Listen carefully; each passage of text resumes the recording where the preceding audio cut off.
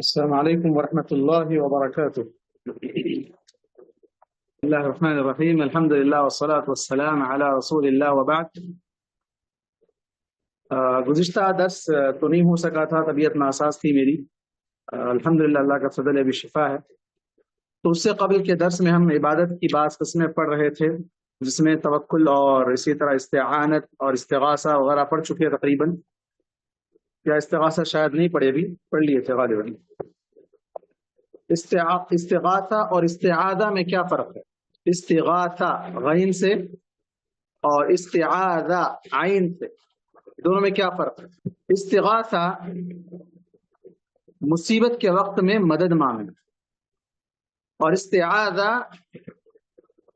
پناہ مانگنا، عوذ۔ اسی سے ہم قل اعوذ برب الفلق پڑھ چکے تھے۔ قل اعوذ برب الفلق کے اندر کن کن چیزوں سے اللہ کی پناہ مانگی جاتی ہے، اللہ تبارک و تعالیٰ کی پناہ حاصل کی جاتی ہے۔ من شر ما خلق، جتنی کائنات اللہ نے پیدا کی ہے، ان تمام کائنات کے اندر جتنی مخلوقات ہیں، جس قسم کی بھی مخلوقات ہیں، جسے انسان جانتا ہے نہیں جانتا ہے، ان تمام کے شر سے اللہ کی پناہ۔ ومن شر غاسق اذا وقب، جب اندھیرا چھا جائے، رات میں عموماً جادو اور مختلف جو برے اعمال کیے جاتے ہیں، ان تمام کے شر سے پناہ مانگی جائے۔ ومن شر النفاثات فی العقد، خاص طور پر جادو کا تذکرہ آیا اس کے اندر، کہ اس کے اندر گرہ گھینٹی مار کر اس میں جو ہے نا پھونک مارتے ہیں وہ لوگ، تو اس کے شر سے بھی اللہ کی پناہ۔ اور آخر میں ومن شر حاسد اذا حسد، ہر وہ حاسد جو حسد کرتا ہے، ان تمام حاسدوں کے حسد سے، ان کے شر سے اللہ محفوظ رکھے، اس کی پناہ اس سے اللہ کی پناہ مانگی جا رہی ہے۔ اور چونکہ جیسے بتایا تھا میں کہ حسد ایک ایسی بیماری ہے کہ اس کے بعد دیگر بیماریاں جنم لیتی ہیں، دیگر برائیاں اس کے بعد وجود میں آتی ہے۔ حسد ہی کی وجہ سے انسان آگے بڑھ کر جادو ٹونا اور مختلف جو جرائم کا ارتکاب کرتا ہے، یہاں تک کہ بسا اوقات قتل بھی کر ڈالتا ہے۔ تو اس کی وجہ کیا ہے؟ اس کی وجہ یہی ہے کہ وہ حسد میں مبتلا ہے۔ اللہ کے نبی صلی اللہ علیہ وسلم نے خاص طور پر منع کرتے ہوئے کہا لا تحاسدوا، آپس میں ایک دوسرے سے حسد نہ کرو۔ اس کے بعد دوسری سورت جو کہ قرآن مجید کی آخری سورت ہے، جس میں استعاذہ، تو خاص طور پر ان دو سورتوں کو معوذتین کہا جاتا ہے۔ دونوں صورتیں کیا کہی جاتی ہیں؟ معوذتین۔ ان کے ذریعے سے اللہ کی پناہ مانگی جاتی ہے، ان دو صورتوں کے ذریعے سے۔ پہلی صورت تو قل اعوذ برب الفلق ہے، اور دوسری صورت جو کہ قرآن مجید کی ترتیب کے اعتبار سے آخری صورت ہے، وہ ہے قل اعوذ برب الناس۔ میں سمجھتا ہوں جتنے یہاں حاضر ہیں سب کو یاد ہوگی، کیونکہ اکثر ہم میں سے ایسے لوگ ہیں جو صرف 10 صورتیں یا 5 صورتیں یا 7 صورتیں اتنی یاد کرتے ہیں، زندگی پوری انہی صورتوں پر گزر جاتی ہے، اور بلکہ سنتوں میں، نوافل میں ان صورتوں کے علاوہ کوئی دوسری صورت کو پڑھنا جانتے ہی نہیں۔ اکثر لوگوں کا یہی حال ہے۔ تو قل اعوذ برب الناس کس کو یاد نہیں ہے؟ میں سمجھتا ہوں سب کو یاد ہے۔ قل اعوذ برب الناس کیا کہا جا رہا ہے اس میں؟ اللہ کے نبی آپ کہہ دیجئے، لوگوں کو بتا دیجئے، اعوذ برب الناس، میں پناہ مانگتا ہوں کس کی؟ جو تمام لوگوں کا رب ہے۔ رب الناس، رب کا معنی اس سے پہلے گزر چکا ہے، خالق، مالک، رازق، پالنہار۔ ہاں، اس کا کوئی شریک نہیں، اس کا کوئی پارٹنر نہیں، اس کا کوئی مددگار نہیں، اس کا کوئی سپورٹر نہیں، اس کا کوئی آپریٹر نہیں، کوئی نہیں، وہ اکیلا اللہ تبارک و تعالیٰ اکیلا ہے۔ قل اعوذ برب الناس، ناس کہہ کر یہ بات کہی گئی کہ اللہ تبارک و تعالیٰ صرف مسلمانوں کا رب نہیں ہے، اللہ تبارک و تعالیٰ تو سارے انسانوں کا رب ہے۔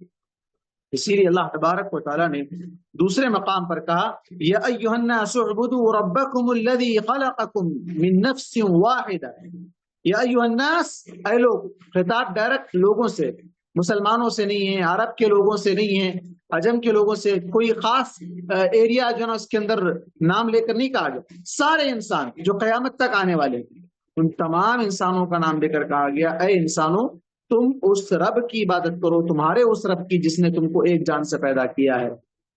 اعبدوا ربکم الذی خلقکم من نفس واحدہ۔ تو رب الناس کہہ کر اس آیت میں ایک اور بہت بڑی دلیل ہے کہ لوگ اپنے رب کو چھوڑ کر، رب کو چھوڑ کر دوسروں کی عبادت کر رہے ہیں، اور ان عبادت کی قسموں میں سے ایک قسم ہے استعاذہ۔ استعاذہ پناہ مانگنا، یہ بھی عبادت ہے، اور یہ عبادت اللہ کی جانی چاہیے، دوسروں سے نہیں۔ اب لوگ کیا کرتے ہیں؟ دوسروں کی پناہ مانگتے ہیں، دوسروں سے جو ہے نا ان کی ڈوری، ان کے دھاگے، ان کا مختلف طریقے سے جو ہے نا ان کے شیلٹر حاصل کرنے کی کوشش کی جاتی ہے۔ ملک الناس، اچھا رب ہے، اس کے اندر خود معنی آ گیا کہ وہ مالک ہے، رازق ہے، خالق ہے، لیکن پھر اسپیشلی الگ سے ذکر کیا جا رہا ہے ملک الناس، تمام لوگوں کا بادشاہ ہے، تمام لوگوں کا بادشاہ ہے، مالک ہے، اسی کے ہاتھ میں سب کچھ۔ ملک الناس، سارے لوگوں کا وہ اکیلا اللہ تبارک و تعالی مالک ہے۔ اس آیت میں بھی بہت بڑی دلیل ہے کہ دنیا میں جو لوگ اپنے آپ کو بادشاہ سمجھتے ہیں، مالک سمجھتے ہیں، حاکم سمجھتے ہیں، ہاں فرمان روا سمجھتے ہیں، ان کی یہ حکومت، ان کی یہ بادشاہت، ان کی یہ دبدبہ سب کچھ ختم ہونے والا ہے۔ کب تک؟ جب تک سانس ہے۔ بلکہ آج تو حالات ایسے ہو گئے، کب کس کا پایا تختہ جو ہے نا الٹ جائے پتہ نہیں چلتا ہے۔ حکومتیں زوال پذیر ہو رہی ہے، بنگلہ دیش میں بھی جو نا کیا حال ہوا، کہاں سے کہاں پہنچ گئی وہ۔ تو اس طرح بہت سی چیزیں ہیں جو انسان عروج پہ جب رہتا ہے تو اسے وہ اندھا بن جاتا ہے، اسے احساس نہیں ہوتا اور وہ نافرمانیاں کرنے لگتا ہے۔ یہاں اللہ تبارک و تعالیٰ این الجبارون، قرآن میں حدیث میں اللہ کے نبی صلی اللہ علیہ وسلم نے کہا کہ اللہ تعالیٰ پوچھے گا این الجبارون این المتکبرون، کہاں ہیں غرور کرنے والے، تکبر کرنے والے، بادشاہت کا دعویٰ کرنے والے، کہاں ہیں وہ سب؟ ہے کوئی؟ نہیں رہیں گے، کوئی نہیں آئے گا اٹھ کر وہاں پر۔ وہ اللہ تبارک و تعالیٰ کہے گا کہ آج کی بادشاہ صرف اور صرف للہ رب العالمین، للہ الواحد القہار، صرف اور صرف ایک اللہ تبارک و تعالیٰ کے لیے ہے۔ وہ بادشاہ ہے، بادشاہوں کا بادشاہ ہے، ملک الناس، الہ الناس۔ پھر اس میں الوہیت کی طرف بھی دعوت دی جا رہی ہے۔ یہ جہاں اسماء و صفات بیان کیے جا رہے ہیں، اللہ تعالیٰ کا نام رب ہے، اللہ تعالیٰ کا نام ملک ہے، ہاں وہ الہ ہے، اللہ ہے، خالق ہے، یہ ساری چیزیں ہیں، لیکن الہ الناس کہہ کر الوہیت، توحید الوہیت، توحید کی جو 3 قسمیں ہیں ان میں سے ایک قسم کیا ہے؟ الوہیت، ایک اللہ کی عبادت کرنا، ایک اللہ کی عبادت، الوہ الناس۔ کیوں؟ اس لیے کہ وہ سارے لوگوں کا اکیلا اللہ تعالیٰ رب۔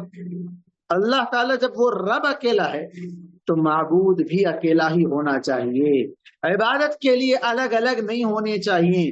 جس طرح وہ چلانے والا اکیلا، بادشاہ اکیلا، کھلانے والا اکیلا، پیدا کرنے والا، موت دینے والا اکیلا، سب کچھ کرنے والا وہ اکیلا ہے، تو عبادت میں دوسروں کا کیا حصہ ہے؟ کیوں ان کی عبادت کی جا رہی ہے؟ الہ الناس صرف مسلمانوں کا معبود نہیں کہا گیا، الہ المسلمین نہیں کہا گیا، الہ المؤمنین نہیں کہا گیا، الہ الناس سارے لوگوں کا وہ معبود ہے، اس کی عبادت ہونی چاہیے۔ من شر الوسواس الخناس، یہ دیکھیے طریقہ اللہ تبارک و تعالیٰ نے قرآن مجید میں سکھایا ہے، اور اللہ کے نبی صلی اللہ علیہ وسلم نے بھی ہمیں یہی طریقہ بتایا ہے کہ پہلے اللہ تعالیٰ کے اسماء حسنہ کا واسطہ دیا جائے، جب بھی دعا کی جائے تو اللہ تبارک و تعالیٰ کے اسماء حسنہ کا واسطہ لیا جائے، جیسے کہ یہاں خود اللہ تبارک و تعالیٰ اپنے اسماء حسنہ کا ذکر کیا ہے، ملک ہے، الہ ہے، ہاں اسی طرح اللہ تبارک رب ہے، یہ سارے نام اللہ تبارک و تعالیٰ کے۔ اللہ تعالیٰ نے خود یہ طریقہ یہاں سکھایا ہے، پہلے اللہ تعالیٰ کے اسماء حسنہ کا واسطہ لیا جائے اور پھر اس کے بعد دعا مانگی جائے من شر الوسواس الخناس، من شر الوسواس، وسواس وسوسے پیدا کرنے والے، الخناس وہ شیطان جو دلوں میں آ کر وسوسے ڈالتا ہے، الذی یوسوس فی صدور الناس، آگے کیا تو اسی کی وضاحت کرتی ہے کہ وہ جو لوگوں کے دلوں میں وسوسے پیدا کرتا ہے اس کے شر سے، یہ بڑا خطرناک شیطان ہے جو دلوں میں وسوسے ڈالتا ہے، مختلف قسم کے تھاٹس، تھنکنگ، مختلف قسم کی رائے، بدگمانیاں، ہاں بہت سی چیزیں انسان کے دلوں میں پیدا کرتا ہے۔ غلطی ہوتی نہیں ہے لیکن غلط گمانی کی وجہ سے معاملات بگڑ جاتے ہیں، برائی ہوتی نہیں ہے لیکن بدگمانی کی وجہ سے جو معاملات بگڑ جاتے ہیں۔ کئی ایک معاملات ایسے ہوتے ہیں جو دلوں میں وسوسے پیدا کرنے والا یہ چیز۔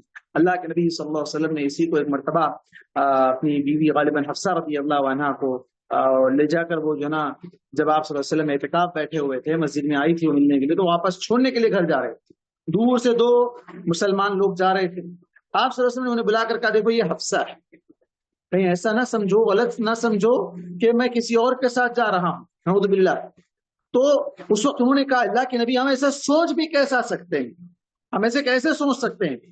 تو آپ صلی اللہ علیہ وسلم فرمایا دیکھو شیطان تمہارے رگوں میں خون کی طرح دوڑتا ہے، مطلب وہ وسوسے پیدا کرنے پر قادر، کچھ بھی وسوسہ پیدا کر سکتا ہے۔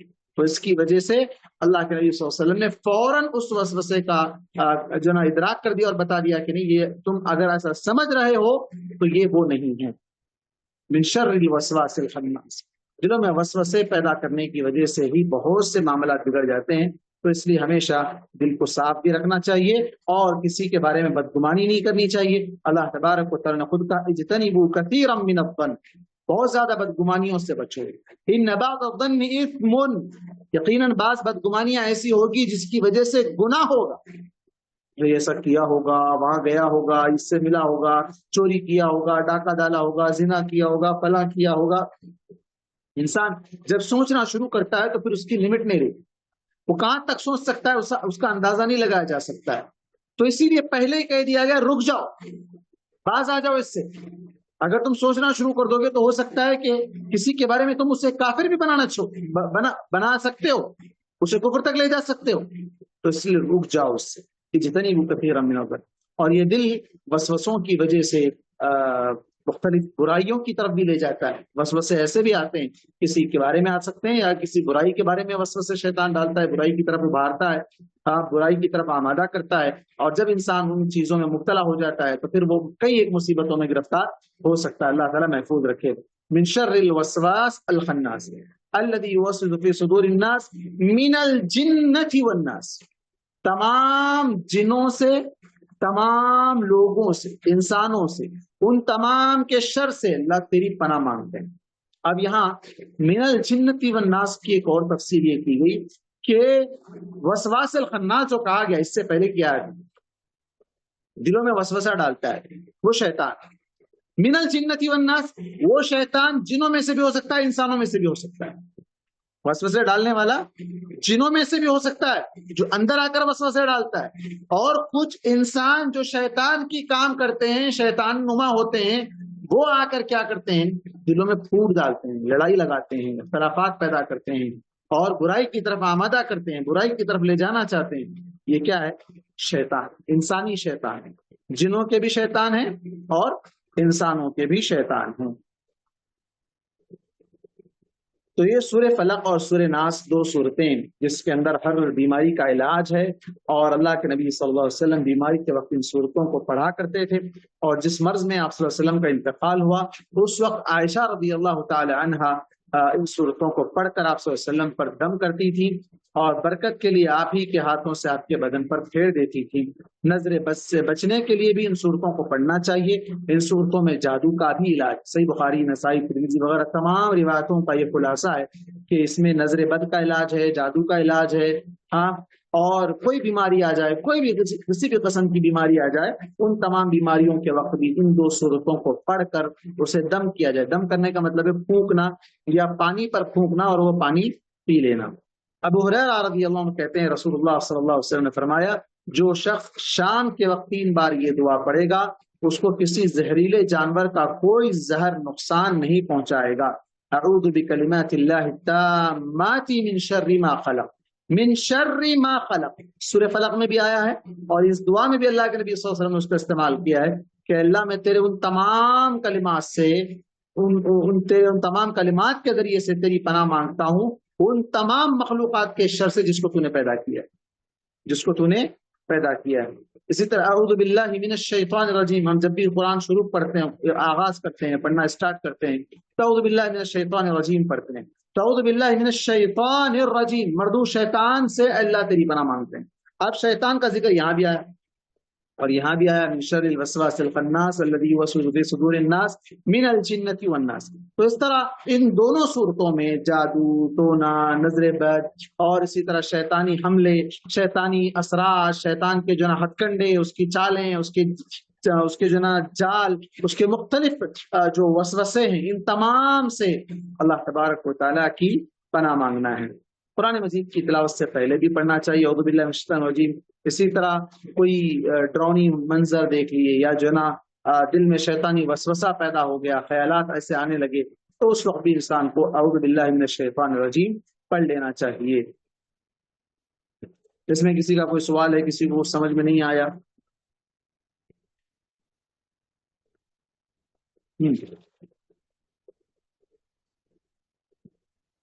کسی کا کوئی سوال؟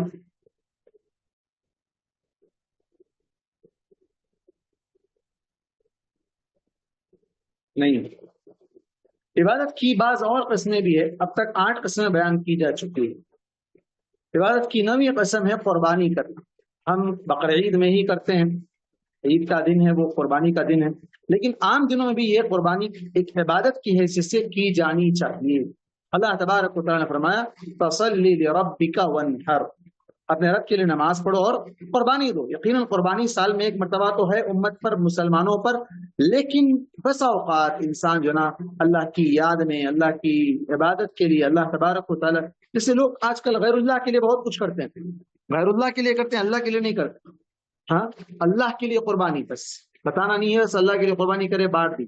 جیسے عام دنوں میں جو نا نوافل کا اہتمام، نفل روزوں کا اہتمام کیا جاتا ہے، نفل نمازوں کا اہتمام کیا جاتا ہے، نفل عمرے کا اہتمام کیا جاتا ہے، قربانی بھی ایک عبادت ہے، اسے بھی کیا جانا چاہیے۔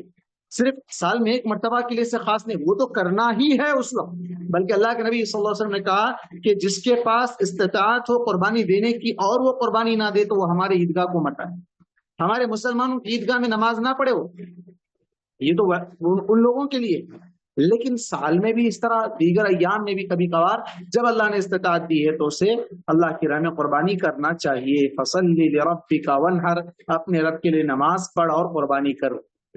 قربانی جیسے کہ اس سے پہلے بھی شاید قربانی کے وقت بیان کیا جا چکا ہے کہ یہ قربانی عام طور پر لوگ یہ سمجھتے ہیں کہ ایک بوجھ ہے لوگوں پر، اور اسی طرح یہ کہ اس کی جگہ پر کسی غریب کا کچھ کام آ جائے گا، کوئی جو نا بچی کی شادی ہو جائے گی، فلاں ہو جائے گی، یہ سب دل کی تسلی کے لیے خیال اچھا ہے، لیکن حقیقت یہ ہے کہ لوگ وہ تو کرتے نہیں ہیں، لیکن جس کام کو کرنا ہے سنت ہے اس کام سے بھی رک جاتے ہیں۔ ابراہیم علیہ السلام کی سنت اور نبی کریم صلی اللہ علیہ وسلم دو نبیوں کی سنت، اور اسے اللہ تبارک و تعالیٰ نے شاعر کا لفظ استعمال کیا ہے اور اسے کرنا ہے، اور اللہ نے یہاں آرڈر دیا ہے فصل لربک وانحر، لیکن اس کے باوجود لوگ مختلف بہانے بنا کر قربانی سے باز آ جاتے ہیں، اور بعد میں جب کوئی انہیں ڈراتا ہے، نئی جان کا صدقہ دینا ہے، بیمار ہو گئے اب جو نا قربانی کرنا ہے، اب اس میں بھی 2 طرح کے لوگ ہیں، ایک تو کھلم کھلا شرک کرنے والے ہیں، جو بھائی جے پی درگاہ پہ جا کے چڑھا کے آ جاؤ، وہاں جا کے آتے ہیں، کوئی پہاڑی شریف کی درگاہ، کوئی یوسفین درگاہ،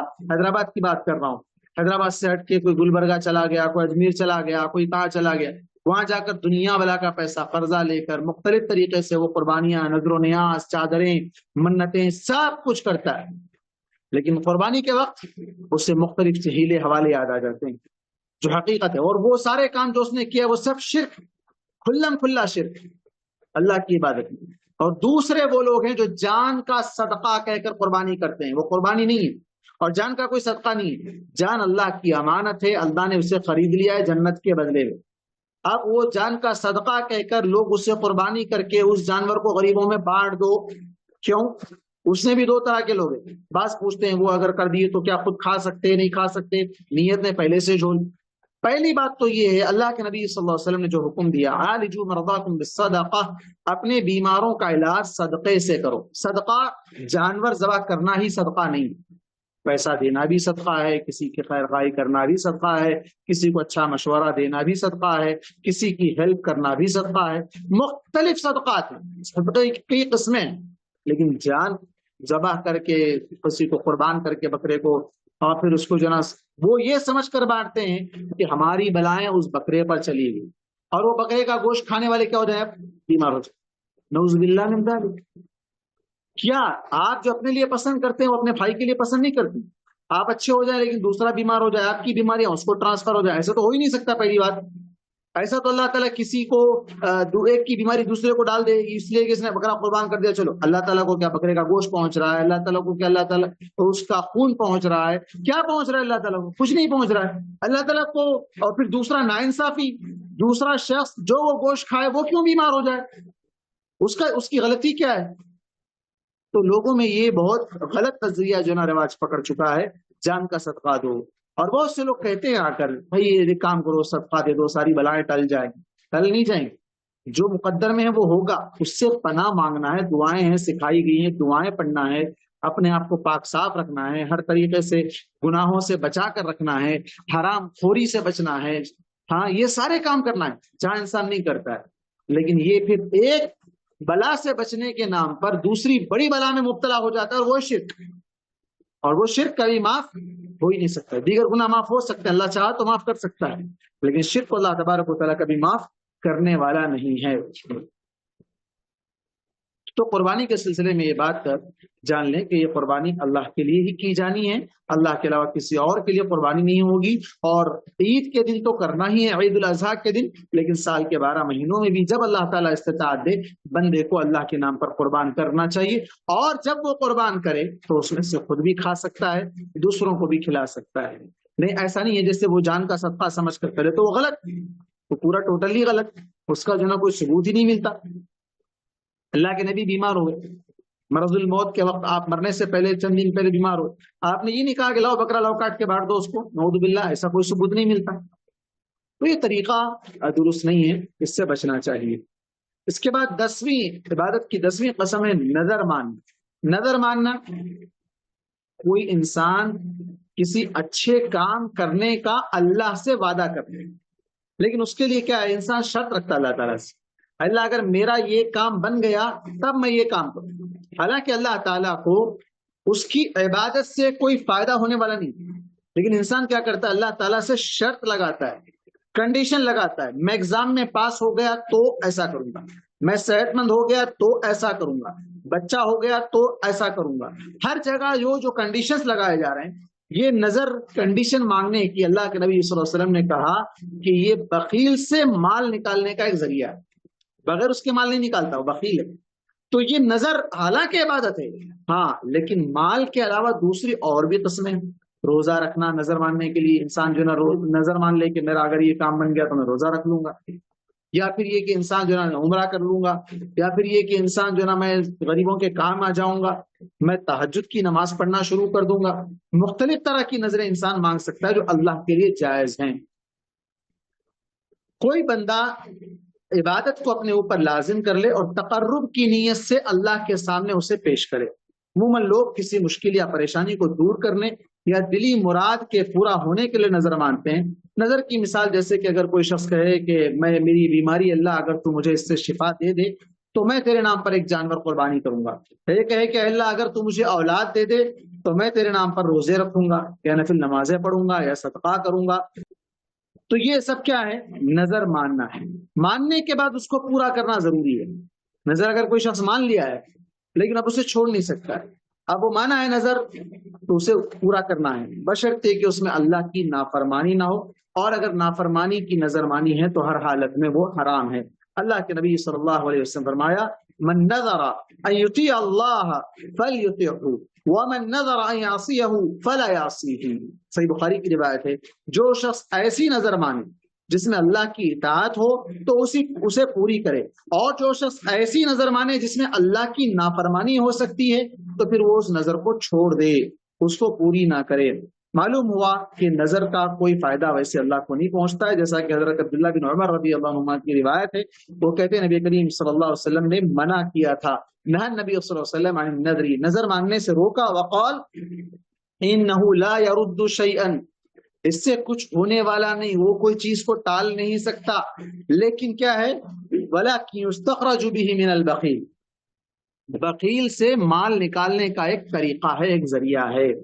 مسلمانوں کو چاہیے کہ نظر ماننے کے بجائے اپنی ضرورت کی تکمیل کے لیے اللہ تعالیٰ سے بکثرت دعا کرے. ایسا کنڈیشن نہ لگا اللہ تعالیٰ میرا کام بنا دے میں یہ کروں گا نہیں، اللہ میرے یہ کام بنا دے، اور کرتا رہے. انسان جو کر سکتا ہے وہ کرتا رہے، اور ضرورت پوری ہونے پر اللہ کا شکر ادا لائے، شکر بجا لائے. تو یہ نظر ماننے کے سلسلے میں جیسے کہ حضرت عمر رضی اللہ عنہ کی ایک نظر کا سلسلہ یا قصہ جو حدیث میں آتا ہے. انہوں نے نظر مانی تھی دور جاہلیت میں کہ وہ ایک رات کا جو ہے اعتکاف بیٹھے. اس کو دلیل بنائی جاتی ہے اعتکاف کے کم سے کم وقت کے لیے، حالانکہ یہ اعتکاف وہاں ان کا ایک نظر کا حصہ تھا، فی نفسی اعتکاف کی عبادت نہیں. فی نفسی اعتکاف عبادت نہیں تھی، نظر انہوں نے مانی تھی کہ ایک رات میں جا کر اعتکاف بیٹھوں گا۔ آپ صلی اللہ علیہ وسلم نے کہا اپنی نظر کو پوری کرو، اوفی بنظرک۔ اسی طرح ایک شخص نے اللہ کے نبی صلی اللہ علیہ وسلم سے آ کر کہا کہ میں بوانا نامی ایک مقام ہے، ایک علاقہ ہے، ایک ایریا ہے، میں نظر مانا تھا کہ میں اس جگہ جا کر ایک جانور کو قربان کر دوں۔ اللہ کے نبی صلی اللہ علیہ وسلم پوچھا کیا وہاں پر کوئی غیر اللہ کی عبادت ہوتی ہے؟ کوئی جو ہے نا وہاں میلہ ٹھیلا لگتا ہے، وہاں پوجا پاٹ ہوتی ہے، یا جو ہے نا کچھ بھی ایسے غیر اللہ کی جو بھی عبادت کی قسمیں وہ ساری قسمیں وہاں ہوتی ہیں؟ انہوں نے کہا نہیں۔ تب آپ نے کہا کہ اپنی نظر پوری کرو۔ تو انسان اگر قربانی کرنا چاہتا ہے یا نماز پڑھنا چاہتا ہے، عبادت کی کوئی بھی قسم، وہ جگہ نہ کرے جہاں غیر اللہ کی عبادت ہوتی ہے، غیر اللہ کی عبادت ہوتی ہو، اس جگہ پر جا کر اللہ کی عبادت۔ کوئی جا کر درگاہ پر قربانی کرے، بسم اللہ اللہ اکبر، اللہ کے نام پر نہیں ہو رہی ہے قربانی۔ کوئی مندر میں جا کے کرے قربانی، اللہ کے نام پر نہیں ہو رہی ہے۔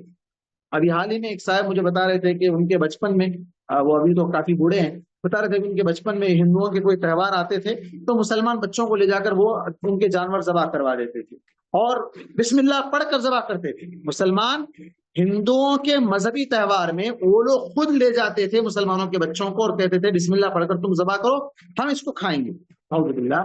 تو ان کا سوال یہ تھا کہ کیا وہ ہمارا ذبح کرنا وہ اس جانور کو حلال کر دے گا؟ تو اس حدیث کی روشنی میں جو ایک شخص نے نظر مانی تھی بوانا نامی علاقے میں جا کر جانور قربان کرنے کی، اللہ کے نبی صلی اللہ علیہ وسلم نے کہہ دیا تھا کہ اس جگہ پر اگر غیر اللہ کی عبادت ہوتی ہے تو وہاں نہ کرو، غیر اللہ کی عبادت نہیں ہوتی ہے تو کرو۔ تو اس کا مطلب ہوا کہ جہاں غیر اللہ کی عبادت ہوتی ہے، غیر اللہ کے لیے چڑھاوے چڑھائے جاتے ہیں، نظر و نیاز مانی جاتی ہے، چادریں چڑھائی جاتی ہیں، قربانیاں کی جاتی ہیں، وہاں اللہ کا نام لے کر کرنے سے وہ اللہ کے لیے نہیں ہوگی، وہ غیر اللہ کے لیے ہی ہوگی، وہ غیر اللہ کے لیے ہی ہوگی۔ اسی طرح عبادت کی 11ویں قسم ہے قسم کھانا۔ قسم کھانا، انسان جو ہے نا حلف لے اللہ تعالیٰ کے نام کا، اللہ کے نام کی قسم کھائے۔ اللہ کے نبی جیسا کہ قسم کھانے بھی ایک عبادت ہے، اس سلسلے میں آپ صلی اللہ علیہ وسلم نے کہا لا تحلفوا الا باللہ، اللہ کے علاوہ کسی اور کی قسم مت کھاؤ، کیونکہ قسم ایک عبادت ہے، عبادت اللہ ہی کی کرنا ہے۔ ماں باپ کی قسم، کسی کی قسم، خود کی قسم، ایسے بعض لوگ ہاتھ رکھتے ہیں، سر پر ہاتھ رکھ لیتے ہیں، بچوں کے سر پر ہاتھ رکھ دیتے ہیں، ماں باپ کا نام لیتے ہیں، چھوٹے بچے ممی ڈیڈی پرامس کہتے ہیں، تو یہ سارے کام غلط ہیں۔ یہ قسم ایک عبادت ہے جس میں اللہ کے علاوہ کسی اور کو شریک نہیں کیا جا سکتا ہے۔ آپ صلی اللہ علیہ وسلم نے کہا کہ اپنے ماں باپ کی قسم نہ کھاؤ، جو قسم کھائے اسے اس کا کفارہ ادا کرنا ہوگا، اور لا تحلفوا الا باللہ کہہ کر آپ صلی اللہ علیہ وسلم نے واضح کر دیا کہ قسم صرف اور صرف اللہ تبارک و تعالیٰ ہی کی کھائی جا سکتی ہے، اور وہ بھی ایسے کام۔ قسم کب کھائی جاتی ہے؟ جب کسی کام کے بارے میں یا کسی بات کے بارے میں مزید پختگی پیدا کرنا ہے، اس کے اندر زور دے کر بتانا ہے یہ کام میں کیا، ہاں قسم، میں نے قسم کھا کے کہہ رہا ہوں یہ کام میں نے کیا، قسم کھا کے نہیں میں نے یہ کام نہیں کیا، قسم کھا کے یہ کام ہو گیا، قسم کھا کے یہ کام نہیں ہوا، تو یہ قسم معاملے کو مزید پختہ بنانے کے لیے کھائی جاتی ہے۔ لیکن بعض لوگ کیا کرتے ہیں، جھوٹ بول کر جھوٹی قسمیں کھاتے ہیں، جھوٹی قسمیں کھا کر اپنے کاروبار کی وجہ سے یا کسی منفعت، کوئی پروفٹ حاصل کرنے کے لیے یا کسی نقصان سے بچنے کے لیے جھوٹی قسمیں کھاتے ہیں۔ جھوٹی قسمیں کھانا شہادت الزور، جہاں پر جھوٹی گواہی دینا گناہ ہے، وہیں جھوٹی قسم کھانا بھی ایک بہت بڑا کبیرہ گناہ ہے، اس سے بچنا چاہیے۔ کسی کا کوئی سوال ہو تو سوال کر سکتے ہیں۔ قربانی کرنا، کھانا کھلانا کرنا ہو، تکلیف سے پہلے دینا، نیت کیا کرنا؟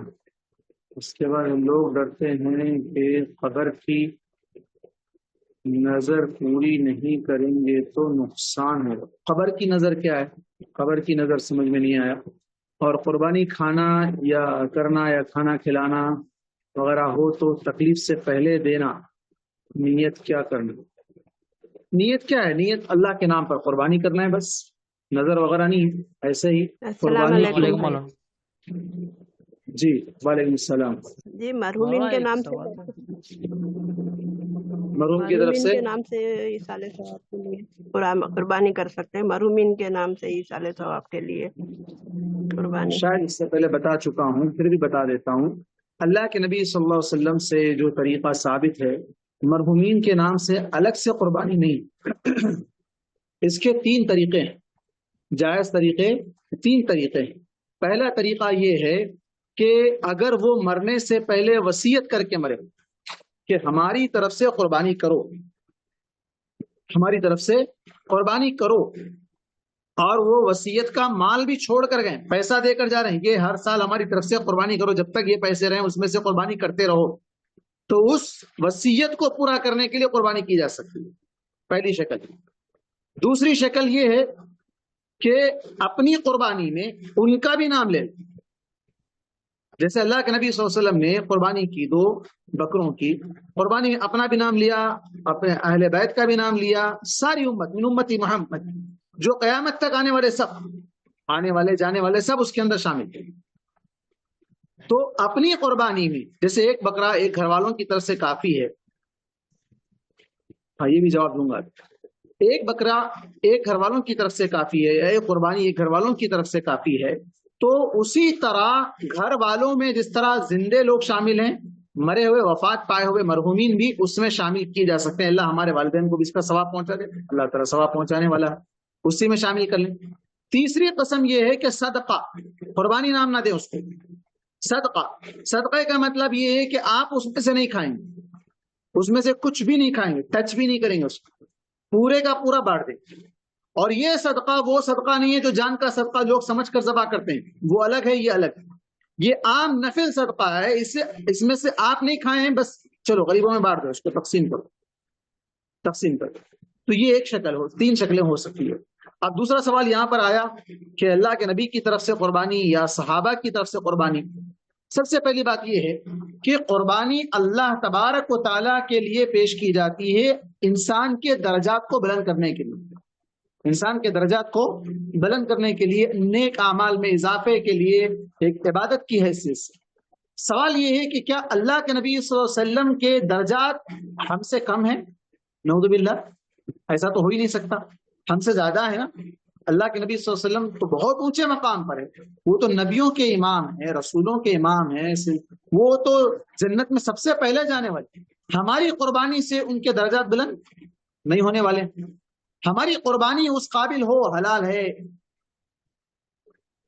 قربانی, ہماری قربانی جو ہے نا ان تک ان کو فائدہ پہنچائے گی, اس کا کوئی ثبوت نہیں ہے. اللہ کے نبی صلی اللہ علیہ وسلم درود پڑھنے کے لیے کہا افسوس ہے, جب بھی میرا نام آئے درود پڑھے, جو درود نہ پڑھے گا وہ کیا ہے, بخیل ہے, میری امت کا بخیل کہا آپ صلی اللہ علیہ وسلم اس کو. لیکن یہ نہیں کہا کہ میرے نام پر جو نا ہر سال قربانی دیتے رہو, بلکہ آپ صلی اللہ علیہ وسلم نے پوری امت کی طرف سے دی. آپ صلی اللہ علیہ وسلم کے بعد 4 خلفائے راشدین تھے, 10 مبشرہ تھے, امہات المؤمنین تھے, حضرت فاطمہ تھی, حضرت حسن اور حضرت حسین تھے, اور دیگر صحابہ جو تقریباً 100 سال تک زندہ تھے. آخری صحابی جن کا انتقال ہوا اللہ کے نبی کی وفات کے 100 سال کے بعد انتقال ہوا, 100 سال تک زندہ تھے. کسی بھی صحابی نے کبھی قربانی کرتے وقت کہ اللہ کے نبی کے نام کی قربانی دے رہا ہوں, ثابت نہیں ہے. صحابہ کی طرف سے قربانی, صحابہ اکرام جن کے بارے میں ہمیں کہا گیا کہ تم ان کے طرح ایمان لاؤ تو تم ہدایت پا جاؤ, ہمیں ان کے نام کی قربانی دینے کا نہ کہیں ہو. جب نبی کے نام کی قربانی نہیں ہے تو صحابہ کے نام کی قربانی تو بدرجہ اولا نہیں ہو. ان کے خود اعمال اتنے ہیں کہ اللہ تعالیٰ نے دنیا میں ہی جنت کی خوشخبریاں سنا دی, انہیں دنیا میں ہی اللہ تعالیٰ نے رضی اللہ عنہم ورضوا عنہ کہہ کر ان کو رضامندی کی سرٹیفکیٹ اللہ تبارک و تعالیٰ نے دے دی. ہاں, اب قربانی کا ثواب کیا ملے گا, تیسرا سوال آیا تھا, قربانی کا ثواب کیا ملے گا. ثواب کے سلسلے میں جیسے بعض لوگ کہتے ہیں کہ اس کے اوپر جتنے جناب بال ہوتے ہیں اتنی نیکیاں ملتی ہیں, ایسا کوئی صحیح حدیث سے ثابت نہیں, صحیح حدیث سے ثابت نہیں ہے کہ اس کے اوپر بال ہو. آپ جیسے مثال کے طور پر اونٹ ہے, ہاں گائے ہے, اور بعض بکریاں ہیں, مینڈے جس کے اوپر بال اون وغیرہ زیادہ بھاری بھرکم ہوتا ہے, تو بال کا اعتبار نہیں ہے. اللہ تبارک و تعالیٰ کی راہ میں قربانی ایک عبادت ہے, خون نہ پہنچتا اس کا, نہ گوشت پہنچتا ہے, نہ بال پہنچتے ہیں, نہ چمڑا پہنچتا ہے, کوئی چیز اللہ تعالیٰ کو نہیں پہنچتی ہے.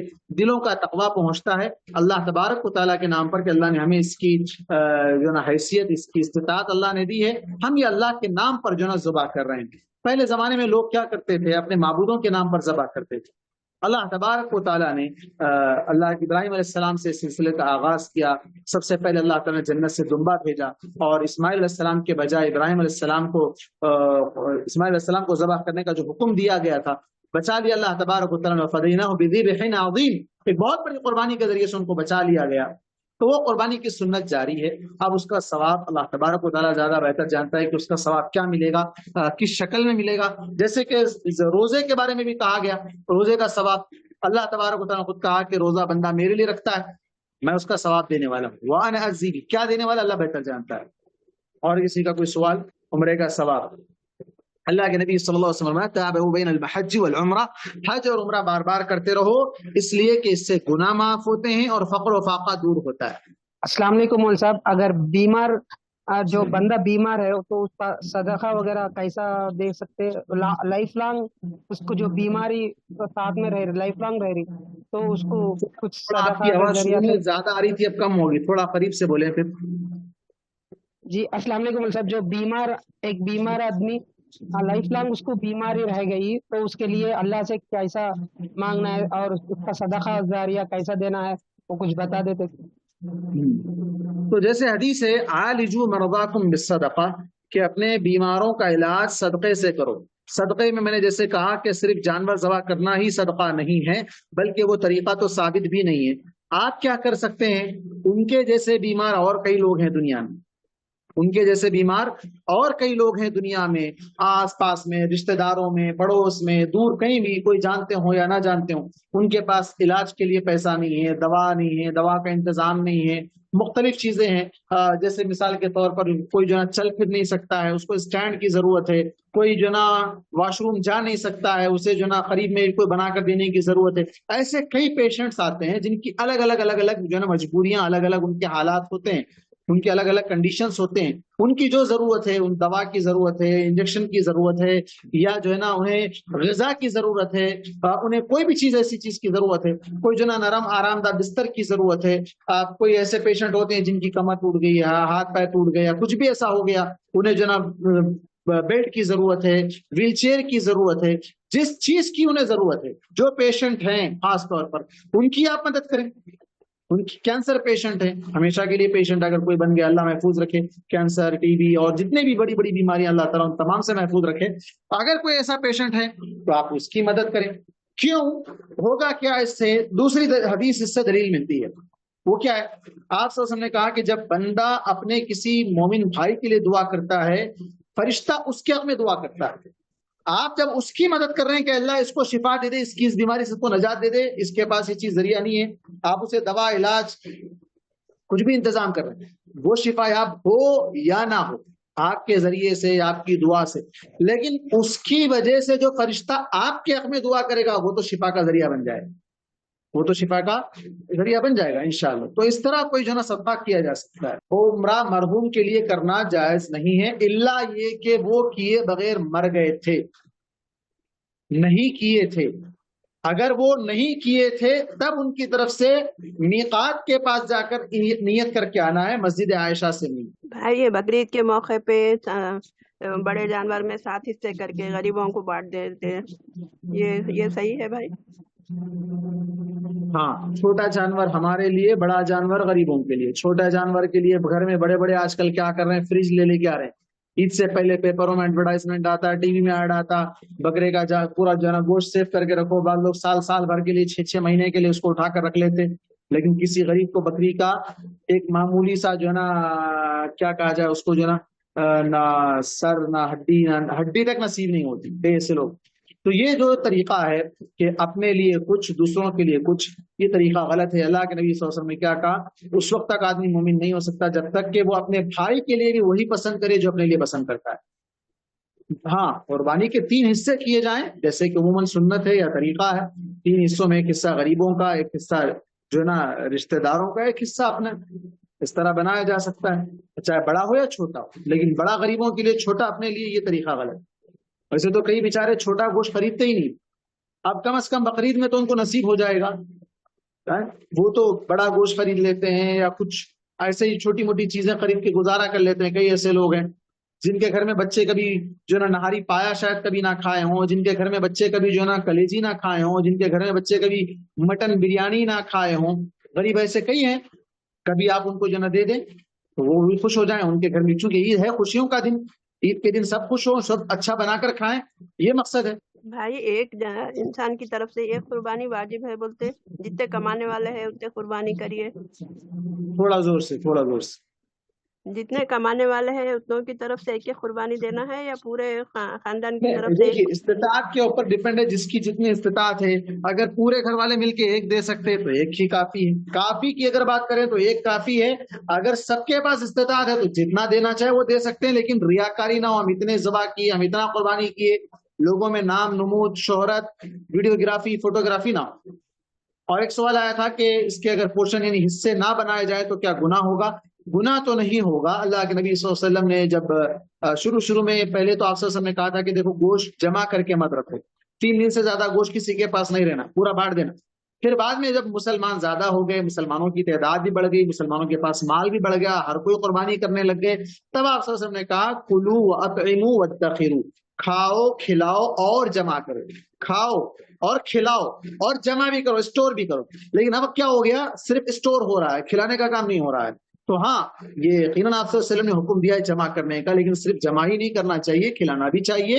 اور اگر نہ کھلائے کوئی گناہ تو نہیں ہوگا. ہاں، اب ایسی جگہ پر ہے جہاں پر کوئی لینے والا نہیں ہے، جہاں لے جا کر دیں گے تو کوئی کسی کے پاس ہے نہیں، سب ماشاءاللہ اچھے گھرانے میں ہیں، سب اچھا، سب نے قربانی کی ہے، آپ کس کو دیں؟ آپ کیا ہو گیا؟ وہ ایک فیشن بن گیا. بالخصوص سسرالی رشتہ داروں میں ران بھیجے تو یہ بھی ادھر سے ران بھیجو، نہیں بھیجے تو لڑائیاں ہو جائیں گے. اب ایک فارمیلٹی، ایک جو نا ایک کیا کہیں گے، ایک رسم ثواب یا جو نا یہ نہیں، غریب کو ایک معمولی ہڈی یا جو نا اس کو جو نا کوئی چیز دینا گوارا نہیں کرتے ہیں، لیکن بچی کے سسرال والوں کو جو نا ایک ران بھیجنا ضروری، نہیں بھیجیں گے تو ہنگامہ ہو جائے. یہ عجیب مصیبت ہے. قربانی اللہ کے نام پہ کی جا رہی ہے کہ بچی کے سسرال والوں کے نام پہ کی جا رہی ہے؟ تو یہ بہت بڑا غلط معاملہ ہے. جی چلیے، اس کے بعد ہمارے پاس دوسرا سبجیکٹ کیا ہے؟ جی کیا سوال ہے؟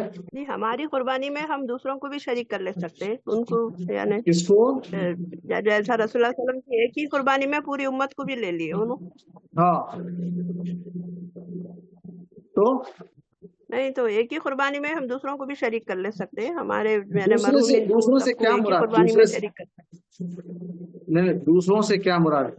نہیں ایک قربانی ایک انسان پہ واجب ہے بولتے نا. نہیں، ایک انسان نہیں، پورے گھر والے، ایک انسان کے پورے گھر والوں کی طرف سے ہوگی ایک قربانی، پورے گھر والوں کی طرف سے. نام آپ ایک کا لے لیں، 7 حصے ہیں، بڑے میں 7 حصے ہیں تو ایک حصے میں بھی پورے گھر والوں کی طرف سے ہوگی، ایک حصے میں پورے گھر والے شامل ہوگی. نیت کے اوپر دار و مدار ہے، انما الاعمال بالنیات، عمل کا دار و مدار نیتوں پر ہے. اللہ تعالیٰ ثواب دینے والا ہے. آپ کی استطاعت کے مطابق اللہ جانتا ہے کہ آپ نے کتنی قربانی دی ہے. اگر آپ کے پاس 10 بکرے قربانی کرنے کی استطاعت ہے لیکن آپ ایک ہی کر رہے ہیں تو یہ وکیلی ہے. اس کے بعد ہمارے پاس دوسرا سبجیکٹ ہے احادیث کا.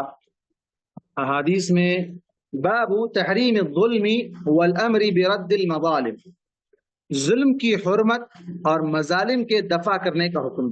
مطلب یہ ہے کہ کوئی شخص ظلم کر رہا ہے کسی پر تو اس ظالم کو اس ظلم سے روکا جائے اور مظلوم کو اس کا حق دلا دیا جائے. ظلم ایسا گناہ ہے کہ اللہ تعالیٰ اس کا بدلہ دلائے بغیر نہیں چھوڑے گا. اللہ تعالیٰ ضرور اس کا بدلہ دلائے گا. ظلم کی 3 قسمیں ہیں. پہلی قسم میں تو یہ کہ اللہ تعالیٰ ضرور اس کا بدلہ دلائے گا. بعض وہ قسم ہے جس کا معافی ہے جس کی، اور ایسا ظلم بھی ہے جس کی کوئی معافی نہیں ہے. وہ ناقابل معافی ظلم کیا ہے؟ شرک ہے. اور جو بندوں کے درمیان ظلم ہوتا ہے اللہ تبارک و تعالیٰ اسے اس کا حق دلا کر یا پھر وہ بندہ معاف کر دے تو معاف ہو سکتا ہے. قرآن مجید میں اللہ تبارک و تعالیٰ نے فرمایا ما للظالمین من حمیم ولا شفیع یطاع، ظالموں کا کوئی دوست ہوگا نہ ہی کوئی سفارشی جس کی بات مانی جا سکے. کسی کی بات نہیں مانی جائے گی، ظالم کو کوئی نہیں بچا پائے گا. وما للظالمین من نصیر، ظالموں کا کوئی مددگار نہیں. ظالم، اب جیسے ہی ظلم کی بات آتی ہے تو لوگ یہ سمجھتے ہیں کہ اسرائیل ظالم ہے، فلاں مودی ظالم ہے، فلاں ظالم ہے، یہ ظالم ہے، وہ ظالم. لیکن فی نفسی آدمی خود کتنوں پر ظلم کرتا ہے؟ اگر وہ باپ ہے تو بچوں پر، بچے ہیں تو باپ پر، شوہر ہے تو بیوی پر، بیوی ہے تو شوہر پر، ساس ہے تو بہو پر، بہو ہے تو ساس پر، ننند دیورانی، ننند ہے تو بھاوج پر، بھاوج ہے تو ننند پر، پڑوس ہے تو دوسرے پڑوس پر، کاروبار کی جگہ پر ایک بزنس والا دوسرے بزنس والے پر، ایک دوسرے دکان والے پر، ہر جگہ جہاں دیکھو کہیں نہ کوئی نہ کوئی یا تو ظالم ہے یا کوئی نہ کوئی مظلوم ہے. ظالم اور مظلوم میں ہی ساری دنیا جو ہے نا سمٹی ہوئی ہے. تو اس طرح لوگ ظلم وہ کرتے ہیں جو یہ سمجھتے ہیں کہ وہ بڑے ہیں، طاقت کے اعتبار سے، زبان کے اعتبار سے. طاقت نہیں ہے لیکن زبان دراز ہے، بڑا زبان جو ہے کھینچی کی طرح چلاتے ہیں. تو یہ لوگ ہیں جو ظلم کرتے ہیں. تو ظلم کا بدلہ کیا ہے؟ اللہ تعالیٰ دنیا میں بھی دلائے گا، آخرت میں بھی دلائے گا. مظلوم کو پہلے تو یہ آگے آئے گی، حدیث آگے آ رہی ہے کہ اس کی دعا ڈائریکٹ قبول ہوگی، اللہ تعالیٰ ڈائریکٹ قبول کر لے گا. مظلوم کی بد دعا ڈائریکٹ قبول ہوگی، کوئی رکاوٹ نہیں ہوگی اس کے لیے. بالکل اسی طرح ظالم کو اللہ تعالیٰ اس کا ظلم کا بدلہ دنیا میں بھی دے گا اور آخرت میں بھی دے گا. چلیے حدیث پڑھتے ہیں. پہلی حدیث اس سلسلے کی، ان جابر رضی اللہ عنہ ان رسول اللہ صلی اللہ علیہ وسلم قال اتقوا الظلم. جابر رضی اللہ عنہ سے روایت ہے، رسول اللہ صلی اللہ علیہ وسلم فرمایا ظلم سے بچو. فإن الظلم ظلمات یوم القیامہ. ظلم قیامت کے اندھیروں میں سے ایک اندھیرا ہے، قیامت کی تاریکیوں میں سے ایک تاریکی ہے. واتقوا الشح. اور بخیلی سے بچو. فإن الشح اہلک من کان قبلکم. اس لیے کہ بخیلی تم سے پہلے کے لوگوں کو اس نے ہلاک کر دیا تھا.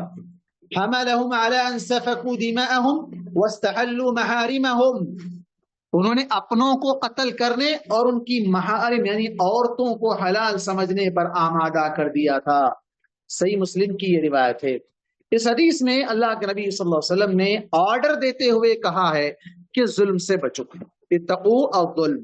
ظلم سے بچو. فإن الظلم ظلمات یوم القیامہ. ظلم قیامت کی تاریکیوں میں سے ایک تاریکی ہے. تاریکی کس کو کہتے ہیں؟ اندھیرا. اندھیرا تھوڑی دیر کے لیے گھر میں لائٹ چلی جائے تو کیا کرتے ہیں؟ سب کا ہاتھ سیدھا ٹارچ لائٹ کی طرف جاتا تھا پہلے زمانے میں.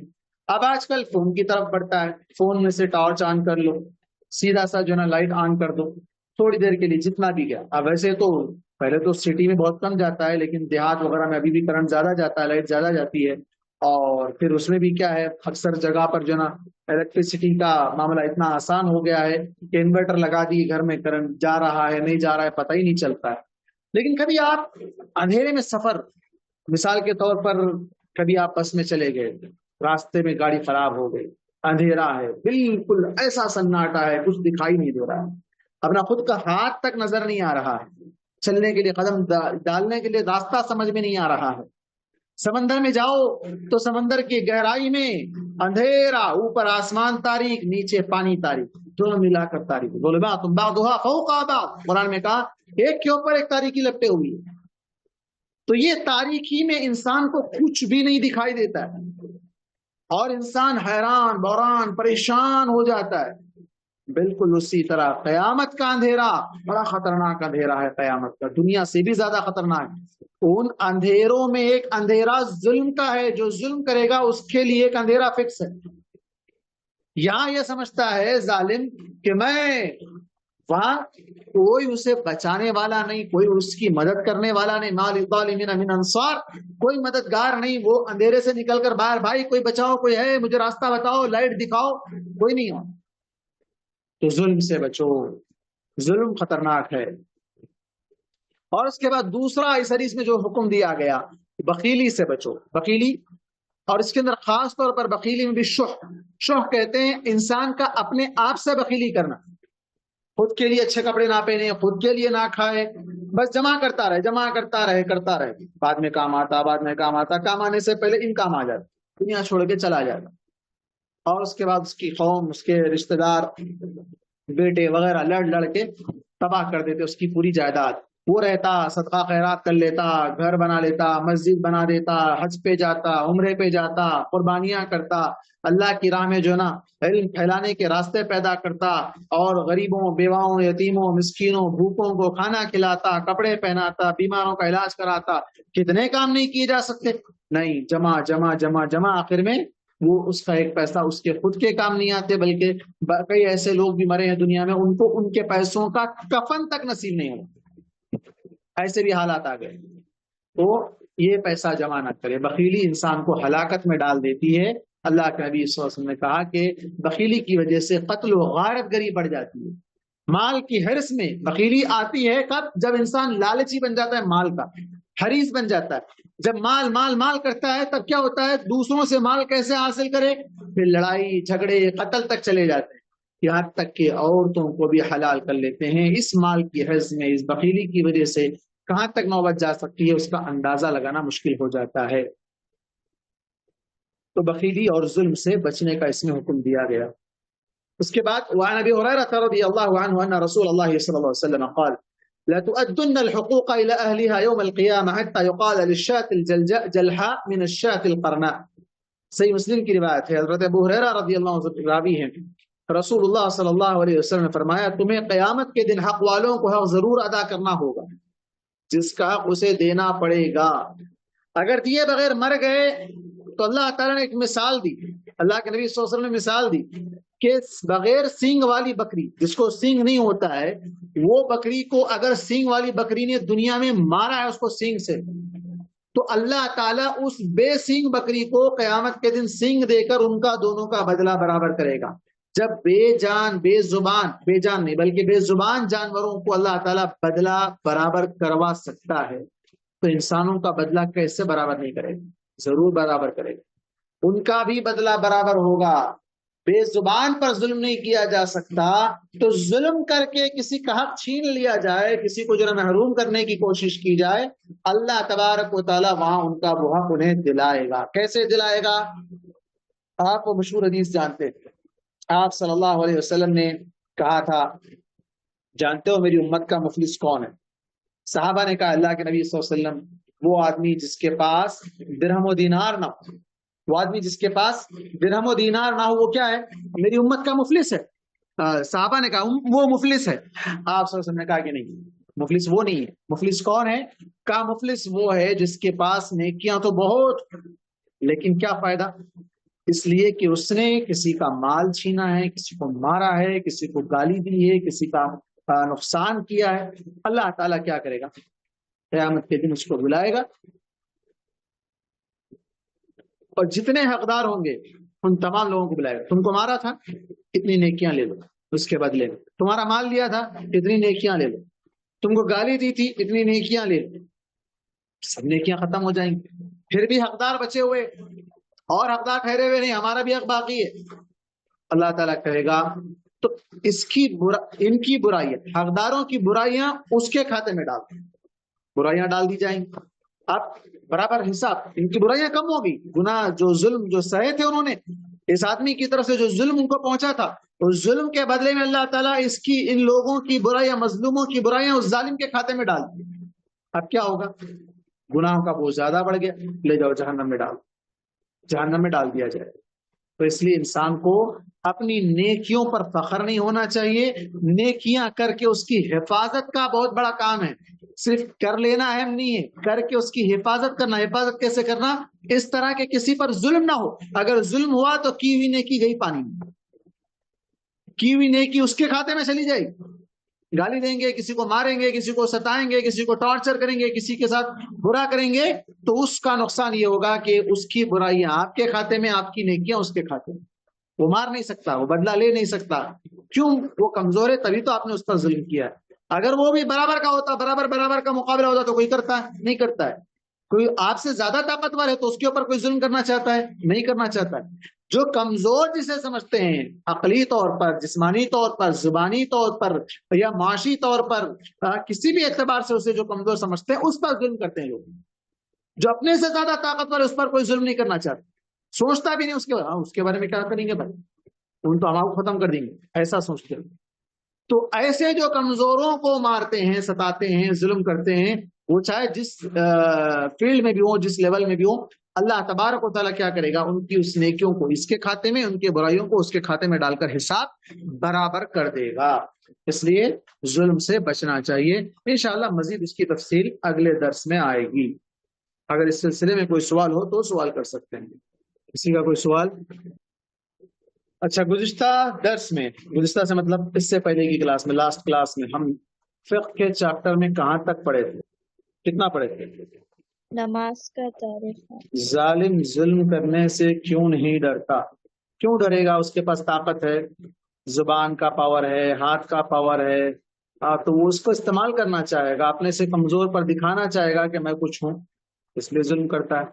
جی جیسے فرعون تھا، ظالم تھا، اور آج بھی جتنے فرائنہ ہیں دنیا میں، جتنے یہ بادشاہ یا جتنے یہ بھیک مانگ کے ووٹ مانگ کے جو ظلم کر رہے ہیں، بھیکاری بادشاہ، تو یہ سب کیا ہے؟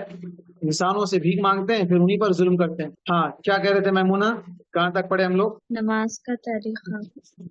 نماز کا طریقہ. کیا طریقہ ہے نماز کا؟ بتایا گیا تھا نا.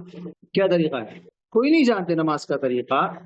اتنے دنوں سے پڑھ رہے ہیں آپ لوگ نماز، جبکہ بتایا بھی گیا کلاس میں لاسٹ سیشن میں، لیکن آپ لوگ پڑھ تو رہے ہیں، بتانے یا نہ بتانے سے پہلے سے بھی پڑھ رہے ہیں. کون بتائیں گے نماز کا طریقہ شروع سے لے کر آخر تک؟ چلو میمون آپ ہی بتا دو، آپ بھی نہیں بتائیں گے. تکبیر کرنا، اللہ اکبر بولنا. شروع سے لے کے آخر تک ایک ایک ایک ایک نہیں بولنا، پورا سٹیپ بائی سٹیپ. نماز شروع کرنے سے لے کر سلام پھیرنے تک کا طریقہ. لا حول ولا قوت الا باللہ.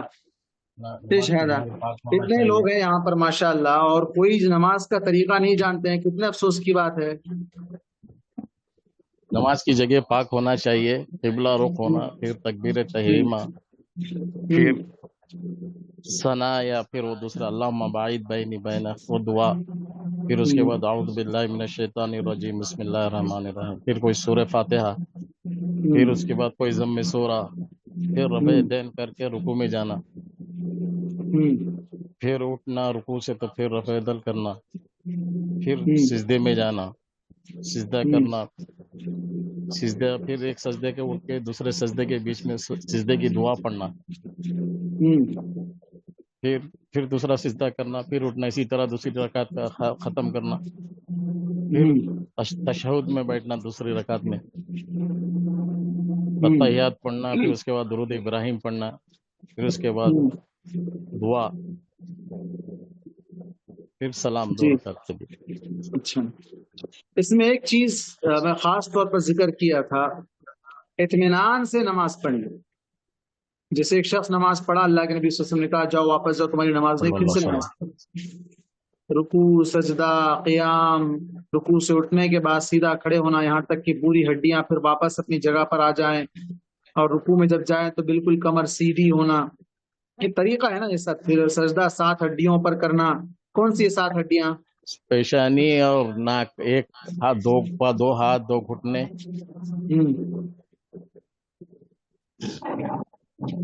2 ہاتھ، 2 گھٹنے، اور پیشانی، اور 2 ناک، بچے، 2 ہاتھ، 2 پیر، 2 پیر، پنجے. ہاں جی انگلیاں جو ہے قبلے کی رخ ہونا چاہیے، وہ ایسا موڑنا ہے سجدے میں. جی. اللہ. رفع الیدین، رفع الیدین سجدے میں. ہاں رکوع سے پہلے، رکوع کے بعد. 80 صحابہ سے روایت ہے، تقریباً 80 صحابہ. امام بخاری نے ایک چیپٹر ہی پورا رفع الیدین کا رکھا ہے. احناف کے مدارس میں ختم بخاری ہوتی ہے. ختم بخاری، پوری بخاری ختم کرنے کا ایک اسپیشل دن ہوتا ہے. اس دن جو نا بڑا پروگرام ہوتا ہے ختم بخاری کے نام سے. کیا اس بخاری میں یہ امام بخاری نے جو باب رکھا ہے، باب رفع الیدین، کیا وہ نہیں پڑھاتے ہیں یا نہیں پڑھنا چاہتے ہیں یا نہیں پڑھتے ہیں؟ پتہ نہیں. اچھا، دعائیں ہیں، نماز کی دعائیں. سب سے پہلے جیسے ہم نے کہا دعا استفتاح. استفتاح مطلب تکبیر تحریمہ کے بعد کی دعا. تکبیر تحریمہ کس کو کہتے ہیں اور تکبیر تحریمہ کیوں کہتے ہیں؟ ہاں اس لیے کہ نماز تکبیر پڑھنے سے پہلے جو چیز حلال ہوتی ہے وہ تکبیر پڑھنے کے بعد حرام ہو جاتی ہے. مثلا جیسے بات کرنا، جی بات کرنا اور ادھر ادھر دیکھنا، یہ سب چیزیں حرام ہو جی، جاتی ہے، اس لیے تکبیر کھانا تحریمہ پینا. کہا گیا. جی شاباش ماشاء اللہ. تکبیر تحریمہ کے بعد کی دعا کو دعائے استفتاح کہتے ہیں، جسے ہم ثنا کہتے ہیں نا، وہ ثنا کی جگہ دعائے استفتاح. استفتاح مطلب اسٹارٹنگ والی دعا، پہلی دعا جس سے آپ نماز کا آغاز کر رہے ہیں. وہ دعا کیا ہے؟ اللہم باعد بینی، جسے یاد کرنا چاہیے. اللہم باعد بین، حسن المسلم کے اندر آپ اٹھائے ہیں، دعا مل جائے گی. اللہم باعد بینی و بین خطایایا. کیا معنی ہے؟ اللہ تو میرے اور میرے گناہوں کے درمیان دوری ڈال دے، ہم کو دور کر دے گناہوں سے. کیسا؟